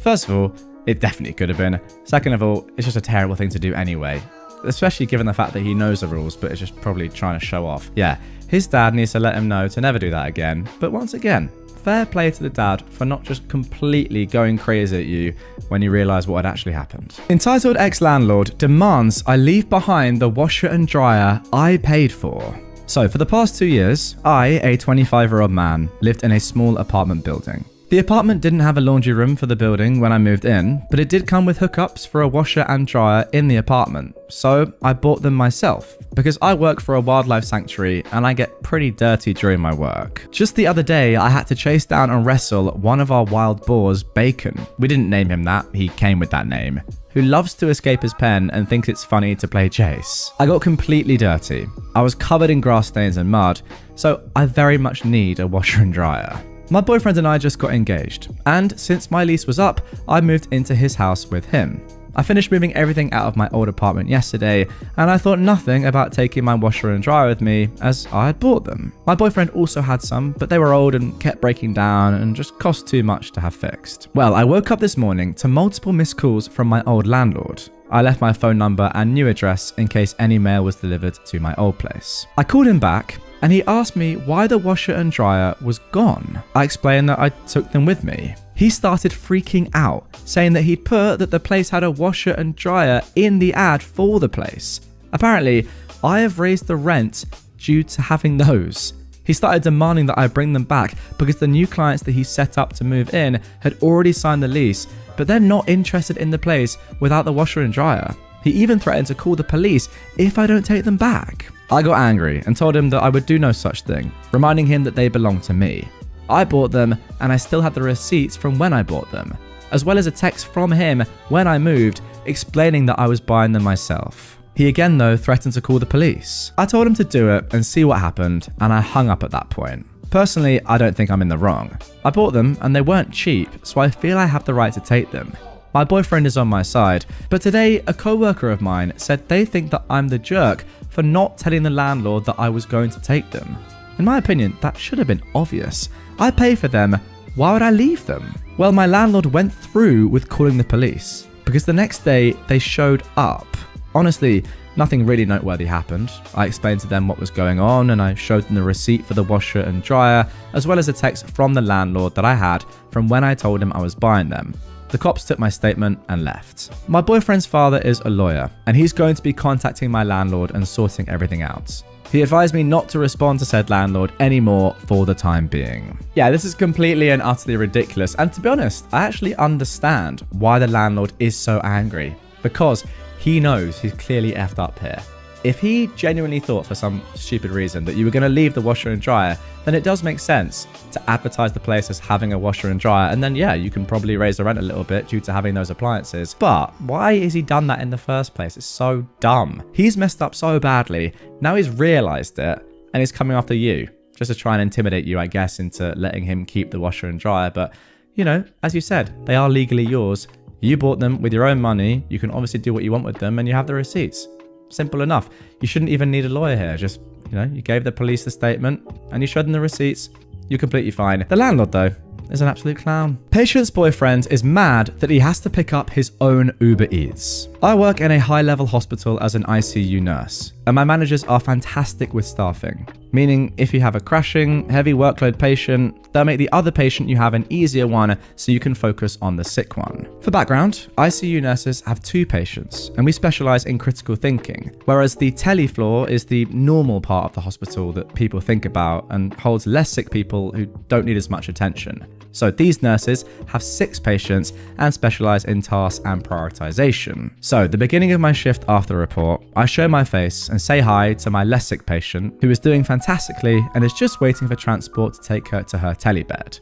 I say I'll be back at around 9 PM in 2 hours, unless she needs me for something. So this gives me time to stabilize the sick patient next door. Unfortunately, the sick patient in room 1 starts coding and the team is actively doing CPR.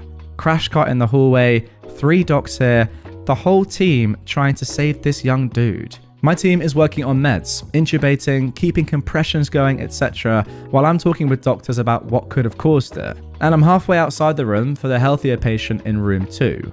She sees me through the window, presses the call light, and I ignore it, because I have, what should have been obviously, very pressing matters. Her boyfriend ends up opening the door and standing in the doorway to just stare at me with his arms crossed. Just to give him the benefit of the doubt that she could be concerned about her health, I say, "Is everything alright?"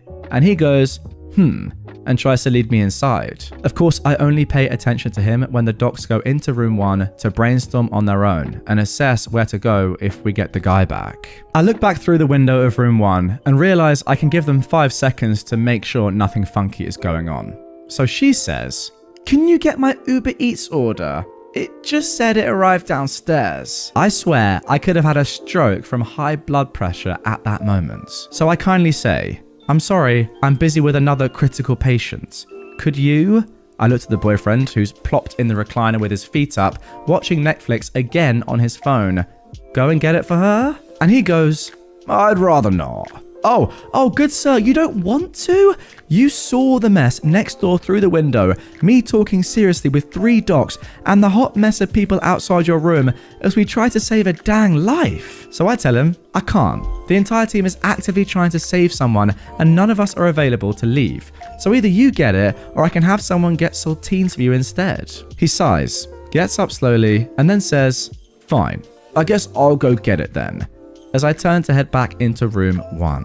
The dude literally has to turn his shoulders to slide through the massive group of people. Still angry, he has to take 1 elevator down. When they get moved to another room at around 10 PM, he's speaking loudly on the phone to someone, saying things like the nurses are rude, they won't even get food for their patients, etc. The icing on the cake? She had just gotten off an insulin drip for being in a diabetic coma. Never met a more entitled person who put having to walk and get their own food delivery above someone else's life. Well, there it is. That is definitely the most ludicrous story that we've had on this episode so far. I mean, that is an absolute disgrace. I don't even care, right? And I don't mean this in a rude way to the guy that was obviously in a very life-threatening condition. I don't care if somebody is in a life-threatening condition. You can't ask a nurse at any hospital ever to go and get your food for you that you've ordered. That is just so dumb. Even if they're dealing with just, standard patients that are sick enough to be in hospital but are doing fine. Why would you ever ask a nurse to do that? Unless you are literally on your own with no one else around to help you, and perhaps you've pre-agreed with them that you're going to order some food. Could someone go and get it for you? Ideally not a nurse. Then it's fine. But if you've got someone there in the room as well and they can't be bothered to go downstairs and get you your food, what's the point? And also, why are they even there in the first place? Are they not there to kind of give you support, look after you when you're in hospital? Go and get your food perhaps that you've ordered? Who knows? Absolutely crazy. Get your comments down below for that one, guys. Just insane.